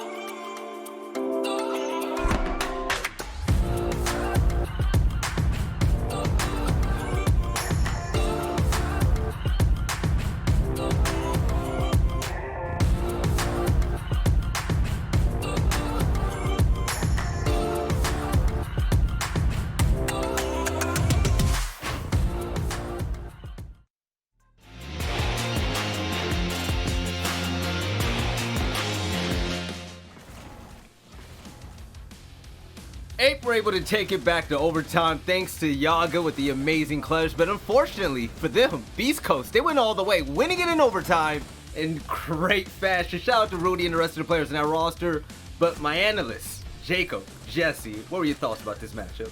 It's Oregon, it's typically pretty defender-sided. This doesn't surprise me that much, but the thing that matters the most are those couple of attacking rounds that Parker mentioned before we went to break. Those were super pivotal, not only in ensuring that we had a game that went all the way to OT, but also confirmed that Beastcoast could win 2 straight rounds in overtime and not even have to worry about going to a 15th round. That's how Oregon plays out, though this map definitely wasn't textbook standard. Yeah, I think this was a really fun map. We saw a lot of roams that I think we don't often get to see. Some really aggressive stuff, some big plays. Obviously, it was a little bit of a surprising one. Kept you on your toes. First, we had Beastcoast take an early lead. Ape pulled it back, and then we ended up in overtime where Beastcoast closed it out, an 8-6 scoreline. I think that it was an entertaining match to watch. Certainly more so than I was expecting, so I'm really happy for that. Yeah, so both of these teams are going to be going to Consulate next, but before we get into the talk about that, we got the stats coming up soon, but Jacob, man, it seemed like it was whoever was the best at when it came to roams. We didn't see attacking teams, both of the teams on the attacking side really do that well, but we saw big plays all around, and you said that was a pivotal moment in each and every single round, getting those opening kills. The opening frags mattered a lot, but it came down to the roam play from both teams. I think Jesse and I were both trying to figure out who on each team was droning at any particular moment, and it didn't seem like it was really doing the attacking team that much favors. They weren't looking for where, especially whoever was playing Jaeger was positioned that entire game. Anyone who had specifically Jaeger, and more often than not Malusi, going around the map finding 1 to 2 opening picks within the first minute to a minute and a half was all the difference that the defending team needed to make to stall attacking plans in their tracks. And when you're able to get entry kills off of a roam like that, and you can completely stall out attack strategies, there's not much recourse, and whoever was attacking didn't have a plan to fight back. Yeah, because we saw a few plays, like especially Ghost earlier on in the game, getting to 2K, almost getting to 3K, Ghost had right? a lot, Forrest had a lot. Right. It was the same play all around. Wait, you said it was call out. I went outside to get my sushi. You said call out had a run out as well, where he got a 2K that just turned the whole round on his head, right? Yeah, there was one, he got one right outside classroom window, and then as the enemy Habata tries to swing him again, he just sits there and finds the other kill.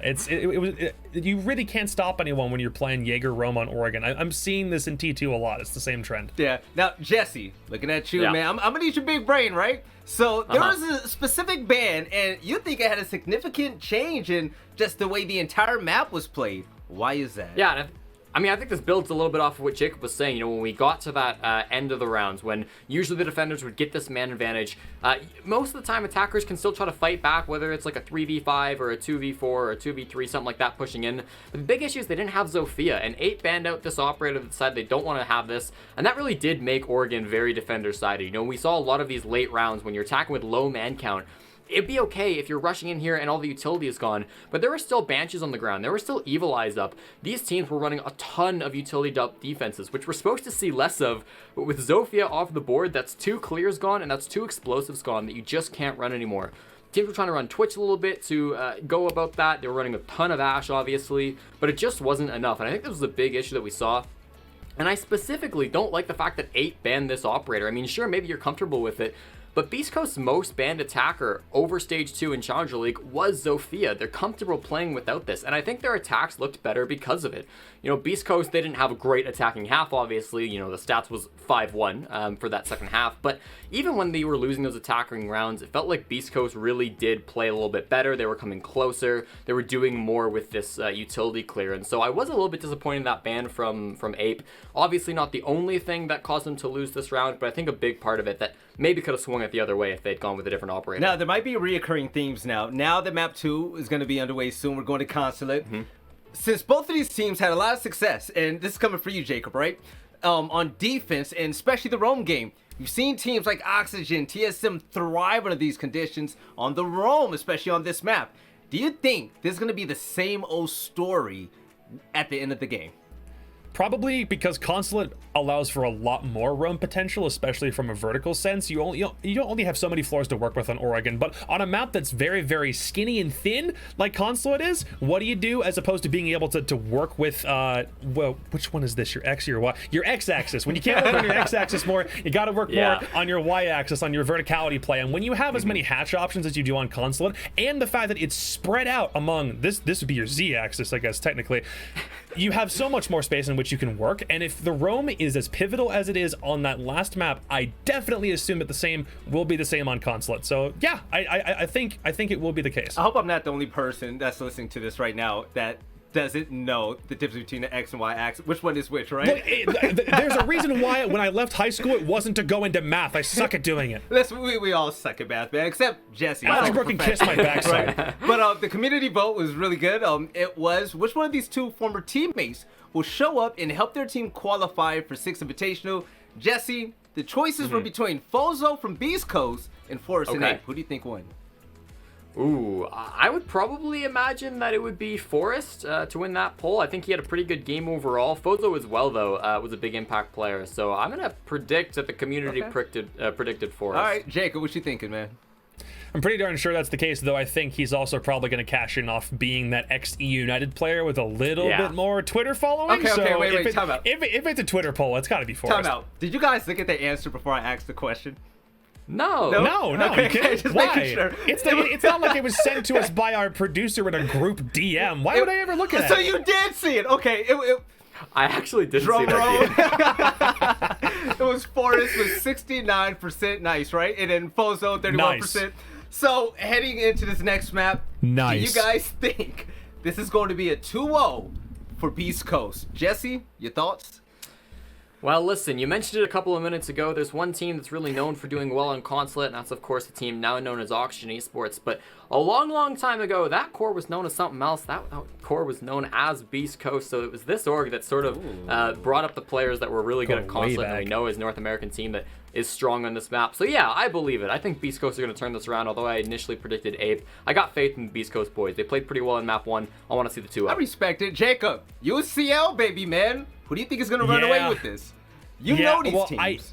I know these teams, but the thing about it is we still went to overtime. Mm-hmm. It was still pretty hotly contested. And I don't think that Ape is a team that's going to just lay down and die after Mm-hmm. only one map not going their way. In fact, I thought it would be Beast Coast. If Beast Coast had, or let Ape get away with a massive streak of rounds, I thought they were going to Yeah. be the team that wasn't going to actually reach the finish line. In this case, though, I still want to believe that the experience factor that Ape has means at the very least, we will see a map 3. So I think Ape takes Consulate, but when we head to Cafe, it might be a different story. We'll see. So the players are locked in. The casters are ready. So Kicks and Taro, take it away. Thank you very, very much. I'm excited for this one. Consulate is a map that is unbelievably unpredictable. And we've got two decently unpredictable teams going up against one another. Yeah, and in the last match, BC did end up winning, but it was a very close match. So we were one round away from going the full distance, and that even came down to a 1v1. So you got unpredictability upon unpredictability. We're going into a very difficult position for both these squads. Obviously, more pressure on Ape in this situation because they did lose map number 1. So they've got to be feeling a little bit of pressure, and there's a possibility that that might get to them. But I have faith that we'll see another close contest here on Consulate. I hope so. I don't really want to go to Consulate and have it be one-sided either way. We have to tell everybody because the accusations, Michael, of biased casting come all the time. But there's no clear favorite for us between these two teams. I'm here to see a good match. Consulate and then Cafe next, if needed, are two good maps to potentially settle this shootout between these teams. So we'll see. The teams appear to be ready, so we'll line things up and get underway here on Consulate. This is a map that's been in the game since launch. And there's a good ebb and flow to these bomb sites because that top floor bomb site, we haven't really seen all that much. The defenders don't like taking it. As we've seen with a number of maps, Villa, we see teams just deciding against going over on that one half of the second floor. Some maps like Cafe, same thing. Cocktail doesn't see a ton of play. So with Consulate, you've got your lobby, you've got your garage, you've got Teller's Archives that's seen a surge in its pick rate among these bomb sites. Now, how is this map going to play out without tons of utility? So think about what you need to do if you're pressuring the hatches. Think about what you need to do if you're pressuring garage. You don't have any ADSs or magnets or deployable shields the same way that you used to thwart you. So the attacker should have a much better job of being able to exert whatever gadgets and whatever pressure they have over the defenders down below. Well, it certainly should be exciting, and hopefully we'll see some new stuff. We're going to go ahead and load into Consulate finally. Got both the teams ready. We'll start up that ban phase. Really appreciate the teams waiting for us to finish our thoughts. You know, I mean, it's always nice that, you know, they're okay with just waiting a few minutes so that we can say what we want to say, right, Parker? Yeah, and I don't think anybody in chat even said start the game. So yeah, I don't think anybody. It's very uncommon. I will say this. I love the patience and understanding that Twitch chat shows for us. So thank you very much. Please give yourselves a round of applause. Yes. Ash and Thatcher, the two attacking bans. Valkyrie, of course, she is generally a given ban on Consulate. Pulse will be the last ban, and that makes sense. Obviously, when you're defending on the bottom floor, Pulse is an essential tool, or specifically on Archives Tellers. So not having him and not having Valkyrie is going to impede the information gathering, and it might be a specific ban to lean heavier into the Echo Maestro that we've been seeing be quite prevalent for these teams. So probably going to see more of that Echo especially if Tellers does end up getting played. Interestingly, Zero being brought. So, we don't really see that. Zero is allowed, for the record. Sam Fisher himself has escaped quarantine. Yeah. Competitive quarantine. Of course, we don't know where he lives. He might be in proper quarantine. We don't know that. Follow proper hygienic and safety protocols. Thank you. Anyway. I haven't left my house Attackers need in to months, locate feels and like. defuse bombs. Yeah, but that's normal for you. Yeah, but now I have like a reason to like talk about it, I guess. So. You have reason to be proud. Oh yeah. Yeah. Be Participating. proud of your hermit-like nature, Michael. It's my contribution to society, Parker. You know what? It's the least that some of us can do. In fact, for most of us, it's the most that some of us can do as well. Yeah, that's true. Here we are in Consulate. Caster's Curse coming into effect right before your very eyes. I say, well, they don't really play upstairs in CEO/console office all that much. Where's the first bomb site that Ape goes to? Right upstairs. So here we are. One thing I do want to note before we head into this very first round of action was Beastcoast banned Zofia, if you remember. I do. Against Ape, obviously, that's a targeted ban. Ape banned Ash against Beastcoast. Once again, a targeted ban. And who's the Ash player on Beastcoast? Well, I mean, there's a lot of them, but we saw Ghost on it. Ghost also plays Zofia quite a lot, so he's going to be flexing on whatever op is available at this time. Yeah, and I don't think they're really losing too much either way. I like the, no matter what the ban is between the Ashe and the Zofia, I actually really like that ban, and I agree with you, your assessment earlier. I think it opens up the options for the attack a lot. I mean, that's why we're seeing an ace right now, because there's that extra spot.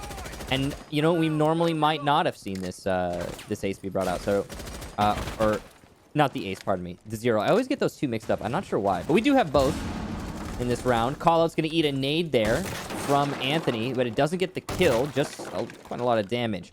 The control that the attack needed by admin office has been established, and now they can start pushing towards the site. That doesn't work, Anthony. I believe we call that a swing and a miss. You're gonna need to literally call over Rudy to open that one up. Yeah, somebody's gonna need to do it. This is a typical spot for Jay, playing on what's referred to affectionately as Bosco spot. First kill of map number 2 is the man himself, Ghost. He doesn't need Ash, he'll play on Zofia instead.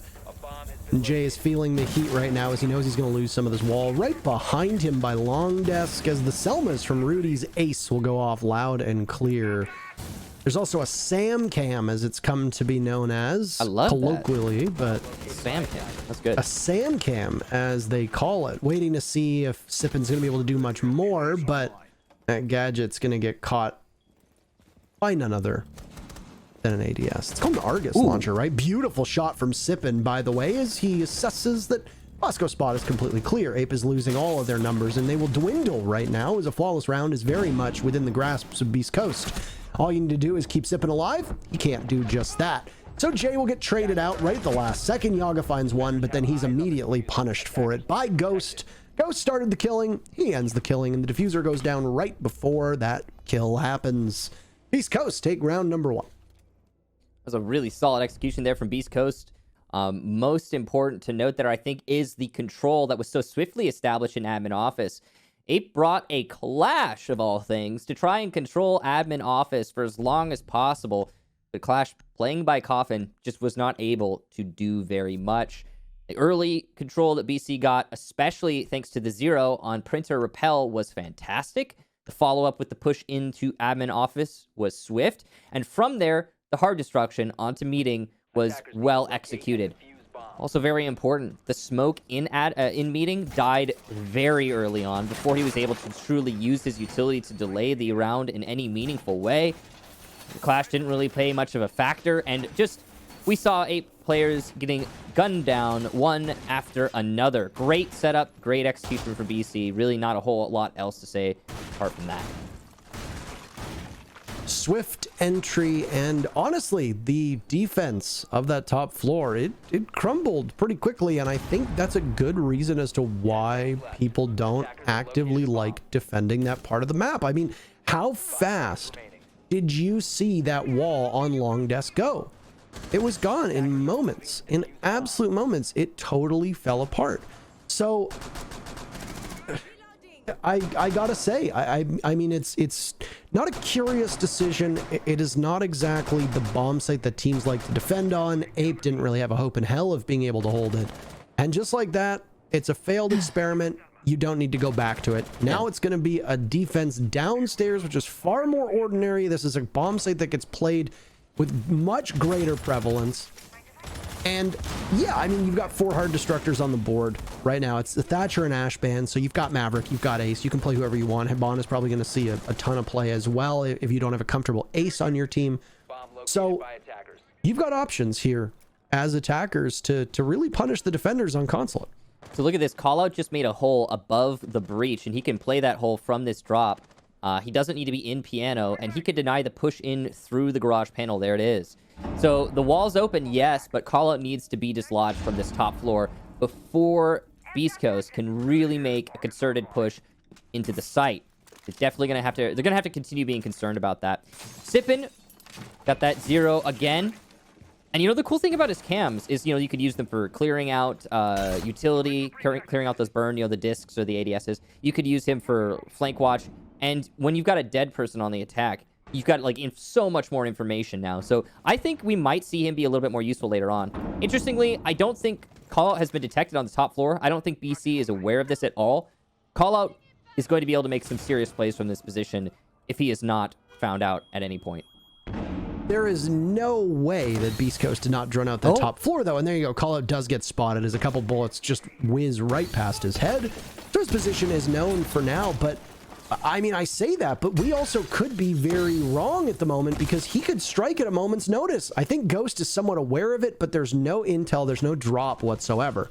Grenade's getting hucked on down from Anthony, but they meet one ADS. Second one will go off, but it doesn't clear the pipes, so no damage is done. Jay gets the lead-off kill on Nefozo. Down goes the Nomad, and Sippin's guard on Yellow Stairs will allow him to exert some influence over that A bomb site. You can see that the mirror window has been popped, so he has an advantage point that will lead all the way to the door where both Yaga and Forrest are playing off of, and you can see right now that perspective. 30 seconds remaining, and the stack up from 8 is very conservative, but it might end up working out in their favor. Sippin on Yellow Stairs, he punishes call out as unfortunately that Malusi's going to try to get back to the bomb site and won't be able to do it. Still stacked up at the bomb site doorway. There's Rudy to break on in. Great shot from him as he manages to breach the garage, but Forrest has his number. A second kill for Forrest, in fact. Jay doubles up as well, and well, Ghost isn't going to make it past Yellow Stairs. 3 kills for Jay, 2 kills for Forrest, and that's the tale of round number 2. Ape take their very first round, and they equalize against Beastcoast. All right. So that was a solid round there, but the ace peeking on the side of white, that was the undoing of BC's attack because they had the control they needed. They had what they wanted, the ability to just plant at front white. I believe that was Rudy. He's been a little peak heavy, I got to say. He's been trying to take just one too many fights maybe. And in that situation, it certainly did cost because he could have tried at least to plant. I think there was plenty of utility still for Ape, but in that situation, they were not going to be able to get the fights going in their favor. The best bet was probably containment. And when he overextended there, the rest of his team, they had to overextend with him. Round over at that point. I don't think that's the ultimate undoing of the attack there. A big part of it is also Callout's position upstairs. I mean, yeah, he didn't at any point manage to get a kill as the Malusi, but he was able at least to distract his opponent for a good chunk of the round. And that's worth something in a round that comes down to the dying seconds like that last one. We'll go to a middle floor defense next up for Ape, and we'll set up on the top floor for a roam. You kind of got to do that. The biggest thing with this site is controlling projector as long as you can. That's the room Force is in right now. And the room adjacent to Melted. If you can control projector, that means you can open up enough holes above the B bomb site to deny a plant. You can also do the same thing in the A bomb site as Force is doing right now, but with CEO. So, top floor setup here. Callout's going to eat some early damage. What was that? Must have been... I don't know where that Could have was. been through the window. I think that looks to be the angle. Maybe. Could it also been by... I mean, the bullet could have possibly redirected in midair. The magic bullet. He could have maybe been by Yellow Stairs too, but wherever he was, he Took a lot of early damage. And look at this. Sippin is in yellow stairs. He is not wasting any time. He's alone here. No refrag potential. So a lot of pressure on Sippin's shoulders to perform in this position. There might be a blind spot, though, in the defense that can be exploited by Sippin if he reads this correctly. And that's one thing that Zero is perfectly capable of doing. He can scout himself in. And there's some punishment that's happening inside of the bathroom. Jay takes some damage, and with that, Callout is down but not out. Looking for an escape, but the sledge is there. 2 for 1 from Anthony, possibly. Grenade goes out, but it misses. Tossed a little bit too far, and Callout is probably confused by that one. There's a kill free for the taking, as the down but not out Goyo will, at some point, be unrecovered. There you go. Finish it off this time. You got a gun in your hands, for crying out loud. Lots of action, and it's a party in the server, which will dwindle Ape's numbers, but they at very least keep it close enough. And with that, they've equalized, as Anthony gets punished over by vending. So Yaga and Melted versus Fozo and Ghost. And it'll be Melted playing his best tune and his best ditty, as it's Ghost now left alive for Beast Coast. Ape have somehow, despite a very strong entry from Beast Coast, clawed back and have found themselves in perfect contention and probably the favorites for the remainder of this round. Could it be a possible formality? Ghost has Diffuser in hand, so he can take matters into his own hands, quite literally if he needs to, but he's blind on intel. He punishes the Mozzie, a great shot. This is easily winnable for both teams. He'll be downed, and well, a withstand will come out, as Yaga will likely finish this one off with no time wasted at all. Ape take their second round in a row, and they have the first lead of the game for themselves. I'm not going to say it this time, but that was a great play from Yaga. He has been the clutch master for Ape throughout these rounds. He's really been showing up big, so my props to Yaga for winning rounds for his team. In that moment, I mean, that was easily a BC round. They really should have been able to lock that one up. I love the execution from BC. The angles they were playing, very well controlled. They knew exactly what they were doing. And then right at the end, they lost containment and they lost the round. Too many 1v1s given to the disadvantaged team of Ape, and BC let it slip away. So it'll be a top floor defense once again for Ape. They do not want to go to the Teller's Archives site, especially with no pulse in play. Or at least not so far. Maybe they'll change their mind later. This is the only site that Ape has so far not successfully defended, although that last round we just watched was definitely the type of round that could have gone either way.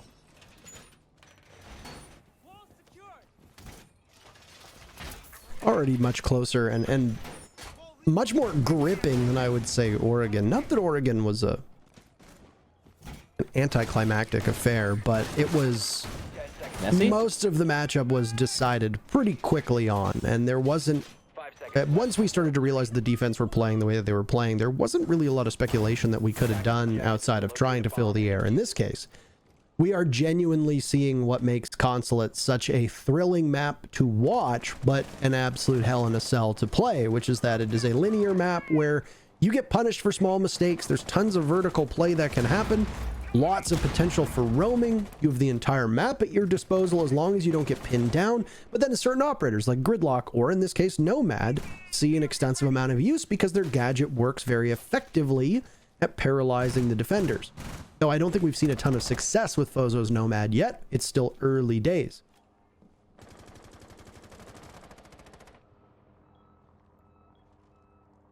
Speaking of early days, very slow going here for Beast Coast when compared to the last time they attacked this site.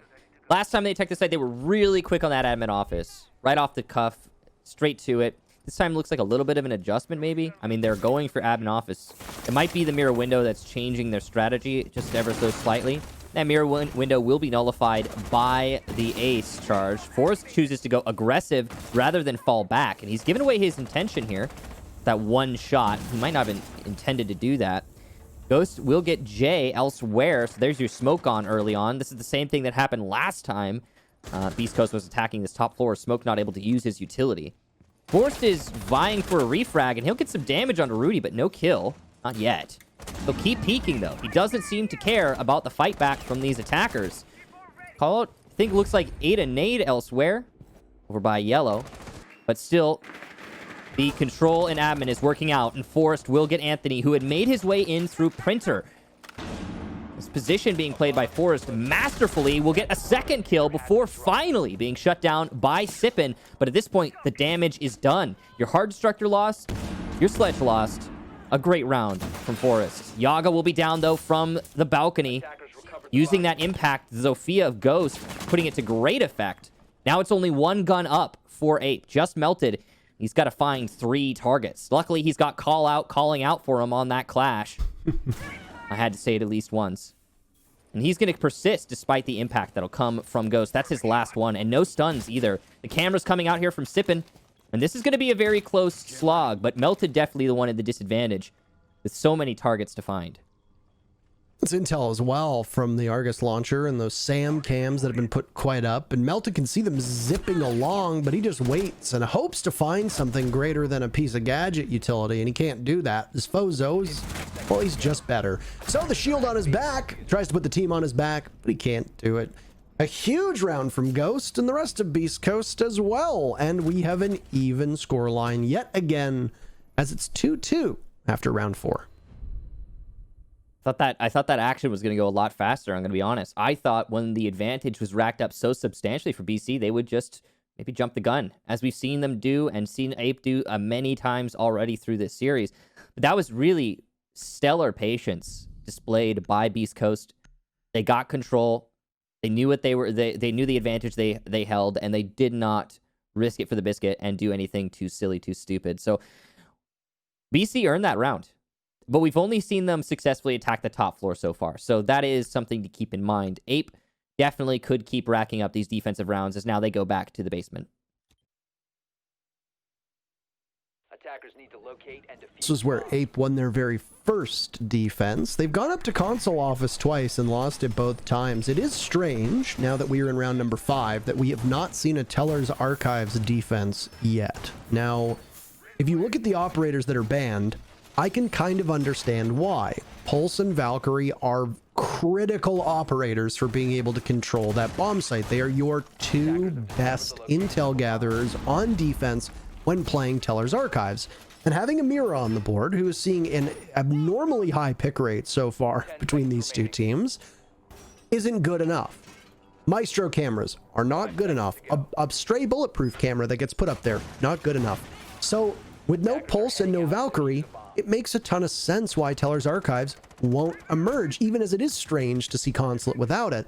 But what this has done, and need I remind you that it was Ape who banned Pulse when Valkyrie was already banned, so they were well aware that by doing this, they were likely forfeiting a Teller's Archives defense. It might not be a bomb site that they are accustomed to playing. If that's the case, take out Pulse, put Beast Coast in a position when Beast Coast goes to defense that they won't see Teller's Archives. But it does show the glaring weaknesses that teams have with console office upstairs, and most importantly, the weaknesses that Ape are showing. Because this 3-site rotation necessitates either Teller's Archives or console office as a buffer between garage and lobby. Still, if you lose console office twice, the hope for Ape's fans is that they'll emerge with a 4-2.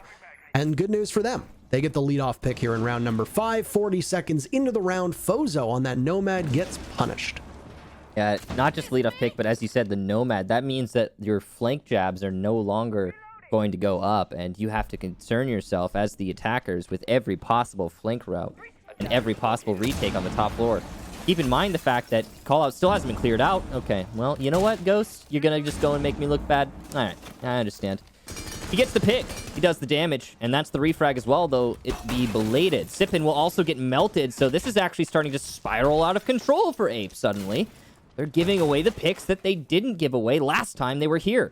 Ape will call for a forced retake onto the top floor. This is where those air jabs would have come in handy. And Forrest, he's going to be positioned above the main lobby, waiting to pounce. Beast Coast have not won this round just yet. Because of the positioning of Forrest, Ape has an X factor, and it's coming into play. Forrest picks up a big kill. That's his second for the round, and he's looking for a third as he challenges by Z. Gives himself away with those shots, but missed shots from Sippin means that Forrest is given another chance, and he'll retreat down Banana. Back into lockers. Jay is down from outside the breach. Saveable, though. Not going to be easy, but it's certainly doable. His shot there from Rudy. He'll finish off his target. That's Jay, no longer in play. Yaga on the mirror window, but the plant is going down. No C4 to deny it. He has to push up. There's no choice in the post plant. This is all but unwinnable. And there it is. Beast Coast will clean up shop and take their first successful attack on the bottom floor. This goes to show you that site rotation is now not in the favor of Ape. So they've put themselves in a precarious position here. You forfeit Teller's Archives as a viable bomb site. You have to go upstairs to console office. Then you hold the line on garage and lobby. That works. You emerge 4-2 on your half on defense. Excellent. And at the same time, you can hopefully run up the score by doing the same thing, but in reverse to your opponents who won't be able to play Teller's Archives to the same success either. Not that Teller's Archives is undefendable or indefensible at this point. With this lineup, it certainly can be played. It's just going to be significantly harder. Unfortunately, if you're Ape, you just lost round number 5. You just lost Garage, and it was not a particularly close round. So you find yourself with 2 options. Do you go back to lobby, or do you go down to Garage for a second round in a row in hopes of fixing the mistakes you made? Well, with the exception of Forest, there weren't really any bright spots from Ape on that previous round. Callout and Melted largely ineffective in their roles, trying to anchor down the bomb sites, whether it be utility that simply didn't work for their team, or whether it be that they couldn't engage in their duels, or whether their entire setup was designed for the offsite plays of Yaga and Forest to try to waste as much time as humanly possible. It didn't work out in Ape's favor one bit. So now you find yourself in a position where Beast Coast on this first half, on their map, have drawn even at worst. It's now entirely possible that Beast Coast can replicate this success. And by doing that, they take the first half. And that's obviously not great for Ape, especially since Ape forfeited the very first map, which was theirs on Oregon. Anyway, final defense before we switch sides. It's another garage defense for Ape. Whoa. What? Oh, to facilitate the hard destruction on the mirror window. And Forrest will lose his mirror window in bathroom, forcing him to reassess his position. And I think you're right for the record, Parker. You were talking about there haven't been a lot of bright spots, at least in that last round for Ape, apart from Forrest. And he has been the bright spot for his team. And he's going to continue that by eliminating the hard destructor of Rudy. He's asked for a rotation, and a rotation he will receive. Melted is there to assist him. Good team play there from Ape. So damage done. Rudy got the mirror window, but it cost him so much more. And I don't even know if did he get the garage? Can we check on the garage panel, please, to see if he did not get the garage. And being the only hard destructor on his team, the only compensation is Sippin's hard breach charge, which will factor in, but entering in through a tiny little hard breach can opener on garage panel is going to be very dangerous for the attack. They will need to reassess their assault in its entirety. Oh, that can possibly be the dagger into the heart of Beast Coast right now, even though there's still tons of time to make a correction here. And we've seen teams be able to pull off a server take, or at least a back take, without any significant hard destruction. I will say that while Ace is suitable, teams do, from time to time, double up on the hard destruction here on Consulate. And Maverick in particular is an operator who, when you know you're attacking the garage, is quite strong. He has a good gun, he has frag grenades, there's a lot that he brings to the table. Scouting out with this Sam Cam, there down goes Yaga, and now Beast Coast can continue to wreak havoc on this main floor. We'll throw on the drones and gather more information, as this is a very common spot for Sippin to have played. I think most of these 6 rounds, the 0 of Sippin has played over by Yellow Stairs. Forrest is the man that we've been watching quite intently, and he is far back. He'll be guarding Banana. He'll also push the double doors if need be, and he can take charge through Cafeteria if that's where the execute comes out from. Anthony botches the grenade. That's a poorly tossed one on his end, and well, it might end up being the saving grace of Jay, unless it ends up dropping on his lap. I think the grenade misses yet again as Ghost picks up a second kill. Jay gets punished, but there's Forrest with his second. And he's made it into Cafeteria. Watching from above, the sledge has no ID, and down goes Anthony. Jay will need to be picked back up as it's Forrest, and call out with 4 kills for Forrest. Leave him with just 1 more to find. 10 seconds left, and Forrest can just stay alive. It's a 1v1, but Sippin wins it. The ace denied. And by a miracle shot at the final second, Beast Coast takes the final round of their attack and the first half is theirs, 4-2. Forrest denied the ace, a heartbreak for him in that situation. And even more devastating, as you said, Parker, the 4-2 half. I mean, it's certainly been close. This has not been a one-sided affair. But oh my, those little moments, putting Sippin and BC above in that scoreline, just so massive. Not such a nice try for Forrest. I was trying to make that same point that you were actually highlighting at the beginning, which is that Forrest has really been excelling through this map, and you'll see that represented on the score sheet when we get into the round. But yeah, Forrest has been a standout on Consulate, and his brazen plays have been working out for him most of the time. I feel bad for the guy that he didn't get his ace there, but at the same time, you know, those things happen, and Sippin certainly hasn't been a slouch either through this map. So the closeness of these teams in terms of their performance is once again highlighted. BC now on defense. They'll go to the bottom floor for their first defense. We'll see what they can manage here. This has obviously, you know, even before Neon Dawn, this has become the preferred site on Consulate. I'd see, you know, it's kind of faded in and out of being that preferred site on this map many times. This Consulate's one of those few maps that's existed in the comp siege scene for a very long time. It's gone in waves and where people prefer to be.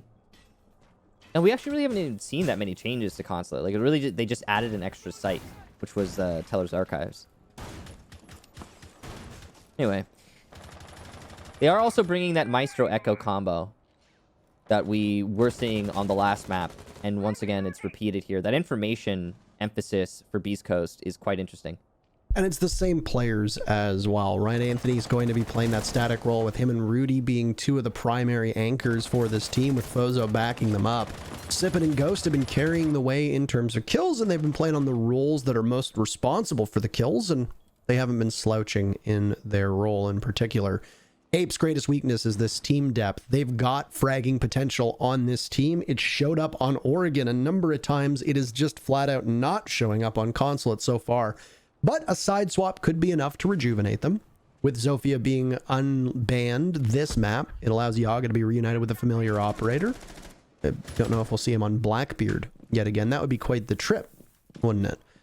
That's a minute burned so far, and Melted will meet a Yokai drone. Echo also getting some changes, by the way, in the latest patch. That Yokai drone, unless you're on it, is visible. So that's a pretty sizable nerf. You can't just leave those Invisidrones up and waiting, the same kind of intel and scouting ability. And Anthony tries to scout out over by the stairs, loses one of those drones in the process to Melted, and another Yokai will now come out. So, all told, I don't want to say it's great pacing so far, but if I'm Ape, I'm decently happy with where we're at right now with 1 minute and 15 seconds left. Yeah. I like what Anthony's doing with the Yokai drones, by the way. Since there's no more invisibility, he's using them actively to, you know, try and scout out and disrupt the attack. I think that's a clever shift for how you can use those, because you can find out where the attack is coming from and what holes exist in the clear and the containment of your opponent, and then maybe exploit them. And we've seen Beast Coast do that. Not in this round, though. He's lost both of his Yokai drones, so that's not going to happen here. Ooh, good punishment. Fozo gets rendered about 10 HP from a foot shot from Jay, who then whiffs his nade. That's okay, though. Damage done and position vacated for Fozo. He'll actually get a kill, though, from his new one. Only 25 seconds left here for Ape. They need to go in. They need to get the plant, but the utility is sufficient in denying the push in through the garage. 2 good kills there for Ape. And they start getting position in front of White Van, but the kills are coming back and forth as Sippin picks up one, and Anthony gets one on Yellow Stairs as well. It's just call out in a 1v2. He's got to find both of the defenders who happen to be on Yellow Stairs, and he'll find neither as Sippin peeks wide and gets that final kill. Beast Coast win their first defense, put themselves up 5-2. And that's a really big round as well. The question that we're going to have to get answered at some point, and it could be answered relatively quickly, is Consulate just an attacker-sided map at the moment, or are Beast Coast definitively better? Through that first half, I would say that nothing really struck me as being more attacker friendly than defender friendly, but Beast Coast did seem to be a bit more poised, even though that last round was a coin toss, and this very easily could have been a 3-3 first half. Beast Coast looked fine on that first defense. It's a garage defense. If our theory holds that Teller's Archives will not be played because of Pulse and Valkyrie, that we're going to see console office as the tertiary bomb site, then lobby should be the saving graces of Beast Coast. If they lose here, then maybe our theory doesn't hold water, but this is a pretty solid opportunity for Beast Coast to put this match out of reach for Ape, as it would be 6-2 match point in their favor and too daunting of a task for Ape to be able to come back. That's just speculation on our end. Beast Coast have changed one thing up on their lineup, as you'll notice, is that the Echo that had been a staple on Oregon as well as Consulate is now gone, and Anthony is going to be playing on Mozzie. One of the things that was discussed by you and I in the lead up to this match, and well, is going to show up from time to time, I would suspect through the remainder of these qualifiers, is that Mute and Mozzie have seen their pick rate slowly inch back up in the matches that have been shown on CCS, that are the matches that have been shown here and other community leagues and qualifiers, etc. Likely because the utility dump meta that we had before, the utility soak meta, is gone. And Mute and Mozzie are still quite strong. Yeah, Mozzie got a bit of a nerf. They took a super shorty. That's a bummer. Womp womp. But they still are a potent combo with the gadgets that they bring. This is some very quick pressure from Ape as they just ascend to the repels in a hurry, and it costs Ghost his life. Fozo can't quite spring out the way he wants to, even though there's 3 targets all aligned by the A-bomb windows. Zofia of Yaga is upside down, and he's trying to pick away at Fozo's feet. This is a tough spot to be in if you're the Maestro. He can hang on for now, but Ape are very firmly in the driver's seat here on this bomb site. 2 nades to do about 20 damage to Fozo, and that's unfortunate. Good call there from Ape. You can see they're trying to not let Beast Coast rotate at all, but Fozo gets where he wants to be, and he's doing a really good job on that Maestro of denying information using the Evil Eyes, as well as controlling the repel and denying the repel in. The fact that Fozo has not been taken out by Ape, which was their mission, might change the outcome of this round. This prepped window is tempting Sippin. He wants to go for it. Those air jabs don't activate till your feet are on the ground, so you could certainly run out on these high up windows. He's gonna have to run around the wall in all likelihood. It's a vault in through Z, and the kill is there for Sippin. He hears it, reads it, and punishes it. Rudy will also get call out elsewhere, so it's going really well for Beast Coast as they get their 3rd kill in a row, completely unanswered. Jay and Yaga, the last 2 attackers, they're gonna have to work a miracle now. They got the first pick in this round, but Ape have lost control since. On the push into the site, Yaga knows there's somebody in antechamber. Jay will get the player who is playing on the spiral staircase. That's Anthony. Fozo close, and he's not even coming to contact yet. There it is. Jay will prone in and win the fight, but now he's alone, and he knows... Oh, what a shot from Jay! That's his 3rd kill. They'll have to win against Sippin, though, who's on an absolute tear, and it doesn't seem likely given the timing. A fake plant there, and the push in from Sippin will win it out. He lands the headshot on Jay as he attempts to rotate. Beast Coast will take the round. Match point. Yet again, what a mess. But I mean, that's what happens when these teams do tend to play this play style. I don't think either of us saw that there was going to be as quick pressure applied by Ape as we ended up seeing. They took to repel. 3 members of Ape all aligned on similar windows, just dealing tons of punishment to the floors, to the barricades, to the walls, and of course to Ghost as well, who was offered up like a sacrificial lamb to the attackers before Beast Coast were able to control the momentum and dial in 3 more kills after that for their team, and thus regaining an advantage and then holding on. At that point, largely utility starved, the call was made for Ape to go through the main door because most of the time lobby is relatively clear. It's a 2v3. You know that you've got somebody trapped in antechamber. So if you can avoid that part of the map or even get an early pick onto the Meister who is playing in that spot, it's now a 2v2. The problem is that when you go through the lobby, one of the major sight lines towards the back of lobby is coming from antechamber, which is where the Maestro is playing. So unless you double swing and hope at best for a trade, there's not that much you can do. You just kind of have to wait for somebody to bait themselves out. And from the gunfire that we saw from Ape, I think that was the decision that they made, and they almost got a pick on it, but then they got traded off and Jay made two really great plays, one of which, of course, came from the Z ping that was over by Piano. And with that, it came very close, but nobody was slowing Sippin down.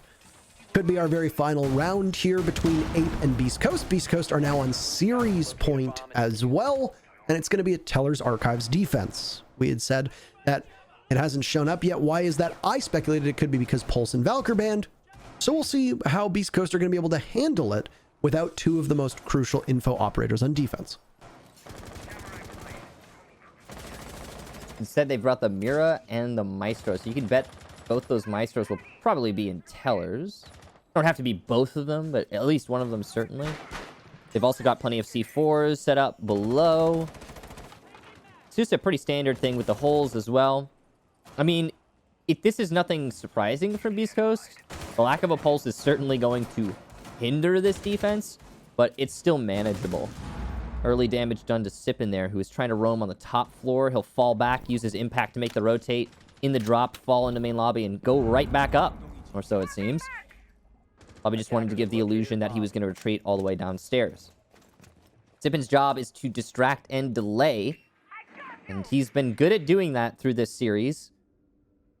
Drones will start coming, but luckily he is playing Vigil, so when the time is right, he can activate his ability. Good information there on the default cam. He's going to go for the peek. Here it is. And he'll lose the fight. Melted will absolutely melt Sippin. We've got the advantage early for Ape. That's very early. Half the round still, and the Roamer cleared out on the other side of the building.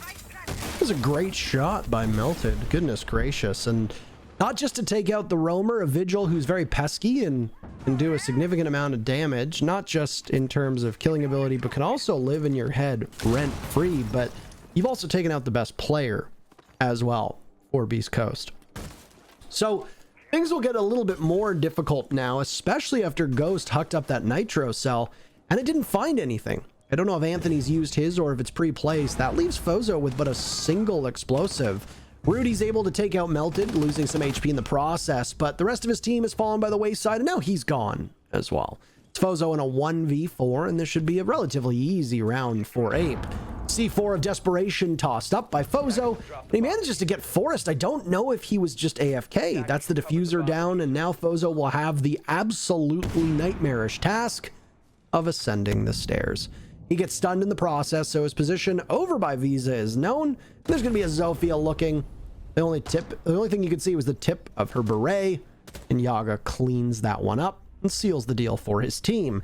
Ape will need to mount an impressive comeback, as it will be match point for Beastcoast for the remainder of this map. But you've still got 3 rounds and possibly 3 bomb sites to push this one to overtime. It's not over yet. That early engagement, though, going the way of Ape, and then the cascade that followed, really devastating for BC's chances. Sippin's got to be a little bit more patient there on his roam, or have somebody else call off the cam instead of having to check it himself, so he can react faster. Slight inefficiencies do go a long way, and Ape taking full advantage of that. So yeah, I mean, I guess that's part of why we didn't see Teller's Archives being played very much.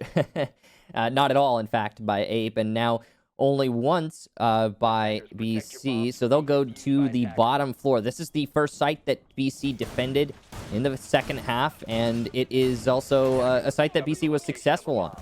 So in all likelihood, they'll be able to take this all the way to the bank and end the series here and now. But obviously, Ape are going to do everything they can to avoid that.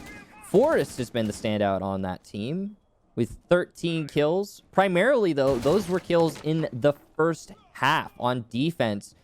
He was really giving the enemy a tough time on Jaeger. And I don't know if he's going to be able to replicate that now that they're on the attacking half.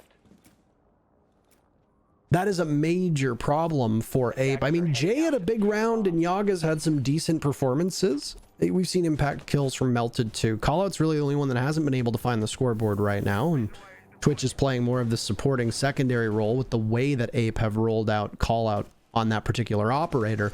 The problem with Ape is that they're going to live or die based off of what Forrest does, and if he cannot work his magic the same way that he did on defense, I don't know if the rest of the team just simply have the ability at this point in the map to make up the deficit of kills that will be caused by Forest falling asleep.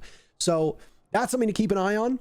Obviously, Beast Coast, the score lines on the right tell a very different story. There is considerably more depth there, even though if it is only minor right now, with Ghost and Sippin carrying most of that load. And simply having two players that are on the same wavelength right now is enough to make a sizable difference. And as you can tell from where we are in the map, yeah, I mean, it goes to show you why Beast Coast is where they are, even aside from the strategic element that we saw from Beast Coast when they were on attack.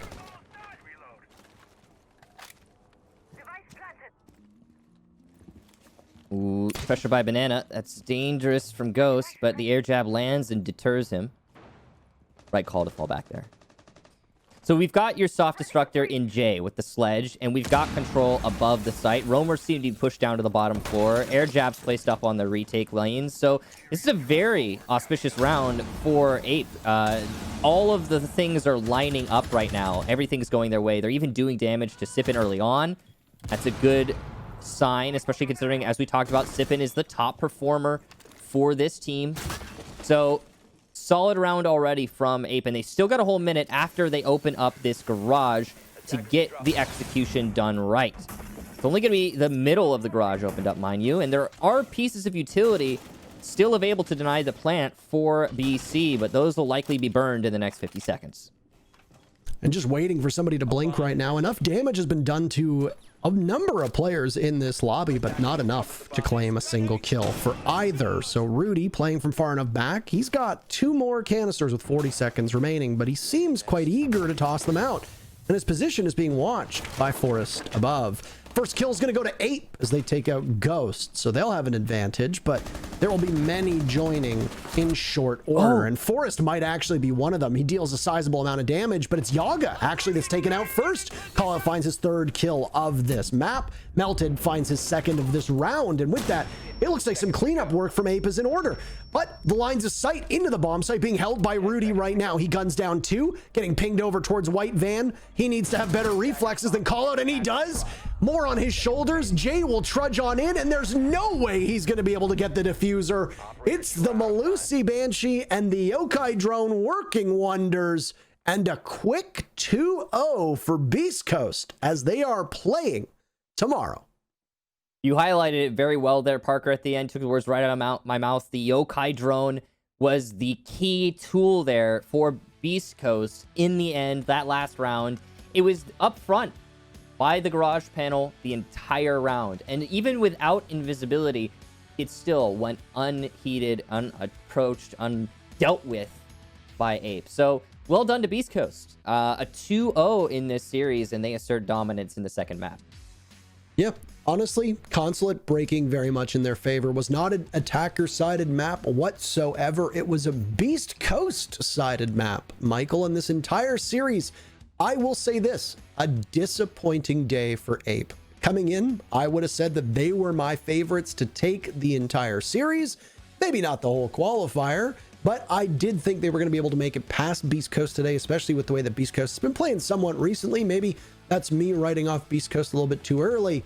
But boy, oh boy, not exactly the results that Ape wanted. That said, we'll throw it to the analyst desk. That's it for Kicks and I today. We still got one more matchup with Blue and Stokes, but we have the analysts first to break down our first match of the day. Thank you so much, and great casting in Taro and Kickstar, but yo, a 2-0 to make a statement of the day. First game that we have here in the qualifier. That was fantastic. Beast Coast went all the way and showed Ape why they're the ones that belong to go against Disrupt Gaming. But fellas, Jacob, Jesse, man, what did you guys like about this matchup? They were a lot more aggressive than I think they showed through the majority of Challenger League, but the thing that they did in CL when they played against Ape before was beat them. It wasn't on Consulate, but we already have a record of Beast Coast versus Ape, and it went the way of Beast Coast in both series that they've played against one another. So really, this just follows historical trends for me. Yeah, I think that this was a really interesting Consulate that we got to see here. You know, the bans were very unorthodox compared to how we usually see Consulate played. Allowed that top floor bomb site to get showed off a little bit. And I think overall, Beastcoast adapted a little bit better. You know, the way that they played this map was certainly impressive, and it shows that they had experience with these bans, and they really knew what they were doing, a lot more so than Ape. I think that the better team won here, and I think that they can be very happy of how they played. I'm going to be honest, fellas. The way Rudy played down there in kitchen and was able to hold it back. I mean, I thought Ape was supposed to take that. I thought that round was theirs, but Rudy and the rest of Beast Coast, they went off. It was amazing. But let's talk about the matchup. Jacob, you said earlier on, before the game even started, you needed to see somebody step up on Beast Coast. And a few players did that, right? I said that because a lot of players on Beast Coast have about the same stat line. There wasn't somebody who was really jumping out at the forefront or had like a crazy record or crazy KD comparative to the rest of their teammates. But what did we see over not just Consulate, but also on Oregon? Two players in particular stepping up in a big way, and that is Ghost and Sippin. Both of them were on roam as often as they needed to be. They were finding frags on attack, and when it came down to it, those two in particular continued to make differences round after round, whether it would be getting a kill within the first 30 seconds to a minute, even something as small as that, or going all out, especially like we saw towards the back end of Consulate. All it takes is just those little minute improvements, and Beast Coast definitely finally had that power duo that we were looking for. You're right. Now, you brought it all the way back to map 1, and Jesse, I'm gonna do the same with you. Map 1, okay. We saw both of these teams, especially Beast Coast, kind of not do too well on attack, but this time around, you kind of like some changes that went on with their game plan. Yeah, I mean, again, last time I focused a lot on the ban from Ape being Zofia. This time the ban from Ape was Ash, and it sort of accomplishes the same thing, right? Instead of taking away 2 clears and 2, explosives, you're now taking away 3 explosives because of the new changes to Ash, which is still a big problem when you're going up against a utility dump heavy hold. And there was less utility dump holds on this bomb site, but there were still a lot of them. And I thought that we saw Beast Coast just adapt to that a lot better than what we saw from Ape. You know, when they were attacking on those garage bomb sites, for example, they couldn't clear everything. You know, you don't have the amount of flashes and explosives that you need to get rid of the magnets, the ADSs, and then still destroy the Banshees and the deployable shields. You just don't have that utility. But they did a really good job of tearing up those floorboards with the sledge. Anthony did a great job there, and dealing with the utility that way, whether they were getting picks by shooting through those floorboards or whether they were just shooting the ADSs, shooting the magnets. That top floor pressure really did help Beast Coast on their attacks. And it's not something that we really saw from Ape. I felt that Ape's utility all around was just a lot weaker. You know, they were using explosives in ways that I didn't think were necessarily optimal. They weren't bringing as much as maybe they should have, although again, with Ash off the board and Thatcher off the board, it's hard. Yeah. So it really did impress me how well the Beast Coast were able to adapt to that, and we just didn't see the same thing from Ape, which again is concerning, considering Ape were the ones to ban out the Ash. Yeah, we saw some questionable utility play, right? We saw a bunch of botched frags and just them not clearing ADSs the way we thought they would. But Jacob, to me, the highlight of it all, how well Beast Coast were able to just run away with wins. Like, what we saw Rudy do down low was game-changing. I feel like every time Beast Coast had their backs against the wall, and correct me if I'm wrong, I feel like there was always a player that stepped up and won it big because, you know, my man, I keep saying his name because he's been going off since Oregon.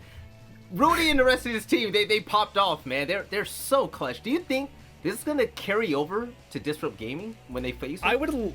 I want to think that it will. This wasn't just a very, very back and forth contest. Oregon obviously went to overtime, but Consulate was an absolute smashing. So when it comes to facing Disrupt Gaming tomorrow, the strat might look a little bit different. I now have more confidence that Beast Coast can go into a game against Disrupt and it not being a completely one-sided affair in the favor of the US division team, because Disrupt obviously has a little bit more in their back pocket in terms of like experience and skill that they can use to help them go all the way to the Invitational. Thing is, Beast Coast did a very good job today. They played solid, wonderful, hard-stuck Siege, and they had 2 guys really, especially through both maps, do everything that they were supposed to do and create impact at moments where you did not expect it and Ape could not retaliate. That's a really good sign. Question is, against Disrupt, can they continue the same performance? And this is a pretty good, or this is raising my confidence toward that exact point. Okay, so this is a conversation that has to be had. Jesse, what statement would they make as Beast Coast to really itch out a win against Disrupt Gaming? Do you think it's going to send like just a shockwave throughout the scene and let, you know, the bottom side of the NA League know that, you know, pressure is coming? These players, they want your spot. Yeah, I mean, if Beast Coast can take down Disrupt Gaming, I think a lot of people see DG as the favorites inside of this tournament. Invitational is very much up on the table, and I think that first hurdle is going to be a difficult one. But if we get to the point where Beast Coast are in the grand finals due to the fact that they've defeated Disrupt Gaming, man, they're going to be raising a lot of eyebrows, especially for a team that just a couple of weeks ago, we were looking at them in Challenge League, and they were getting dumpstered in the finals. They were not really having the games that we wanted to see from them. So It was bad. It'd be a big turnaround. It'd be a big statement. Yeah, it's Jacob. Do you think it's possible too, man? I'm looking back towards that Be Challenge League honest. final Don't be game. nice now, Jacob. I'm gonna need you to be honest on this desk. Let me know how you feel. Okay. Challenger League US Finals was Rent Free against Beast Coast. Okay. Rent Free slaughtered Beast Coast. There was no opportunity for Beast Coast to get anything in that series. Thing is, that was also long enough ago that I wanted to take more of a look at how they got here through the qualifier. And if you specifically pay attention to the teams that they defeated to make it just to this part of closed qualifier, it's a team called Wichita Oblivion, which is a T3 team that they're not that bad. They have a couple of former pro players on that squad, which makes it interesting. But they also beat the Last Dance. If you're familiar with who's on the Last Dance, there's a whole bunch of other former pros that are on that squad that make up a pretty darn formidable roster. But they also defeated Last Dance 2-0. So I don't believe that Beast Coast's place in this part of the close qualifier is undeserving, nor do I think that when they face Disrupt is going to have an easy contest. The only thing I can't say with certainty is whether or not Disrupt is going to win by a landslide. I expect that they still will, but Beast Coast can make things competitive, and this series is proof of that. Proof of that exact thing. Yeah, anything can happen, right? And for those of you at home, we're trying to get this interview It's going on. qualifier with Beast season, Coast. man. It is qualifier season. Listen, this is where it pops off, but the interview is finally ready. Had the producer in my ear. So with Ghost. Let's throw Ghost up on the screen. I love Ghost. Ghost, if you can hear me, how are you feeling, man? That was a big win. I'm good, man. Like, my heart's pumping. So, I'm nervous. all right. What are you nervous about? Was there a particular play or a moment that really ramped up your heart rate and got you nervous? What happened? The one that had my heart racing was just every time I play with Sippin on the organ on the Rome, we're just phenomenal. Like, no one could have stopped us, even though like it was defensive met, but like no one just could have stopped us. Yeah. Now, And, I'm happy I got to talk to you. Oh, I'm sorry. Go ahead. I thought you were done. Oh yeah, and that 2v1 at the end of OT, that really had my heart pumping.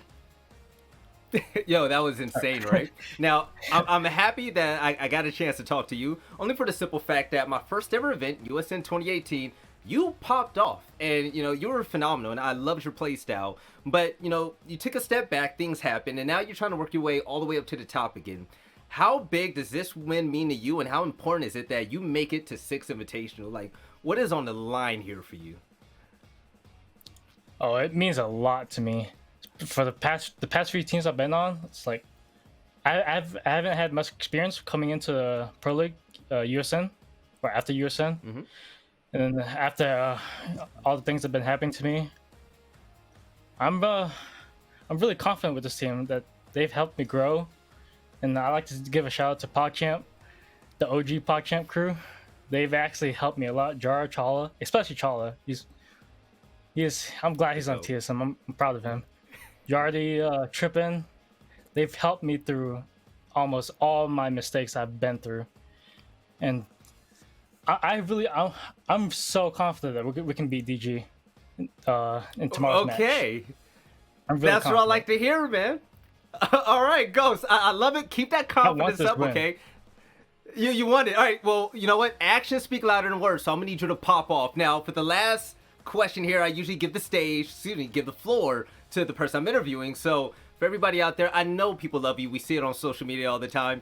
I want to give you this chance to give a shout out to the viewers, the fans, and also show some love to your teammates, man. You guys popped off. You guys were amazing.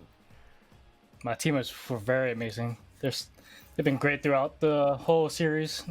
Helped I'm nervous. I don't know why. Thank you to all the Beast Coast fans, all my and my wife, she's watching. I think I heard her yell. I'm not sure, but thank you for watching. I hope you guys enjoy that series. The 2-0 was a win, and yeah. I don't know what to say. Listen, Ghost, listen. I love you, man. I'm so happy for you and your roster. I want you guys to keep grinding. It's not over yet, all right? We'll see you tomorrow, and good luck against Disrupt Gaming. You take it easy. You too. All right. Yo, Bro, okay. how could you not root for Ghost All right. after an interview like that? I really want to see him go all the way now. His We're all story, a by the way, fan. for those who don't know it, is pretty darn remarkable. He's had to be in the Challenge League slums for a really, really long time, and for him to have a shot at Invite while still being in CL, dude, come Insane. on. And the thing is, he was never a slouch. Like my first event, I No, believe absolutely it was, not. He had the second highest kill per round rating, which was ridiculous. I think it was 1 kill a round, which averaged out in Rainbow Six. That's great. That is Yeah. great. But Oh, yeah. coming up next, this game is gonna be crazy. We're gonna see the brand new Supersonics team. They're gonna be facing off against Rent Free. This is the Free. game we have all been waiting for. So for all of you at home, don't go anywhere for too long. We'll be back soon after this short break.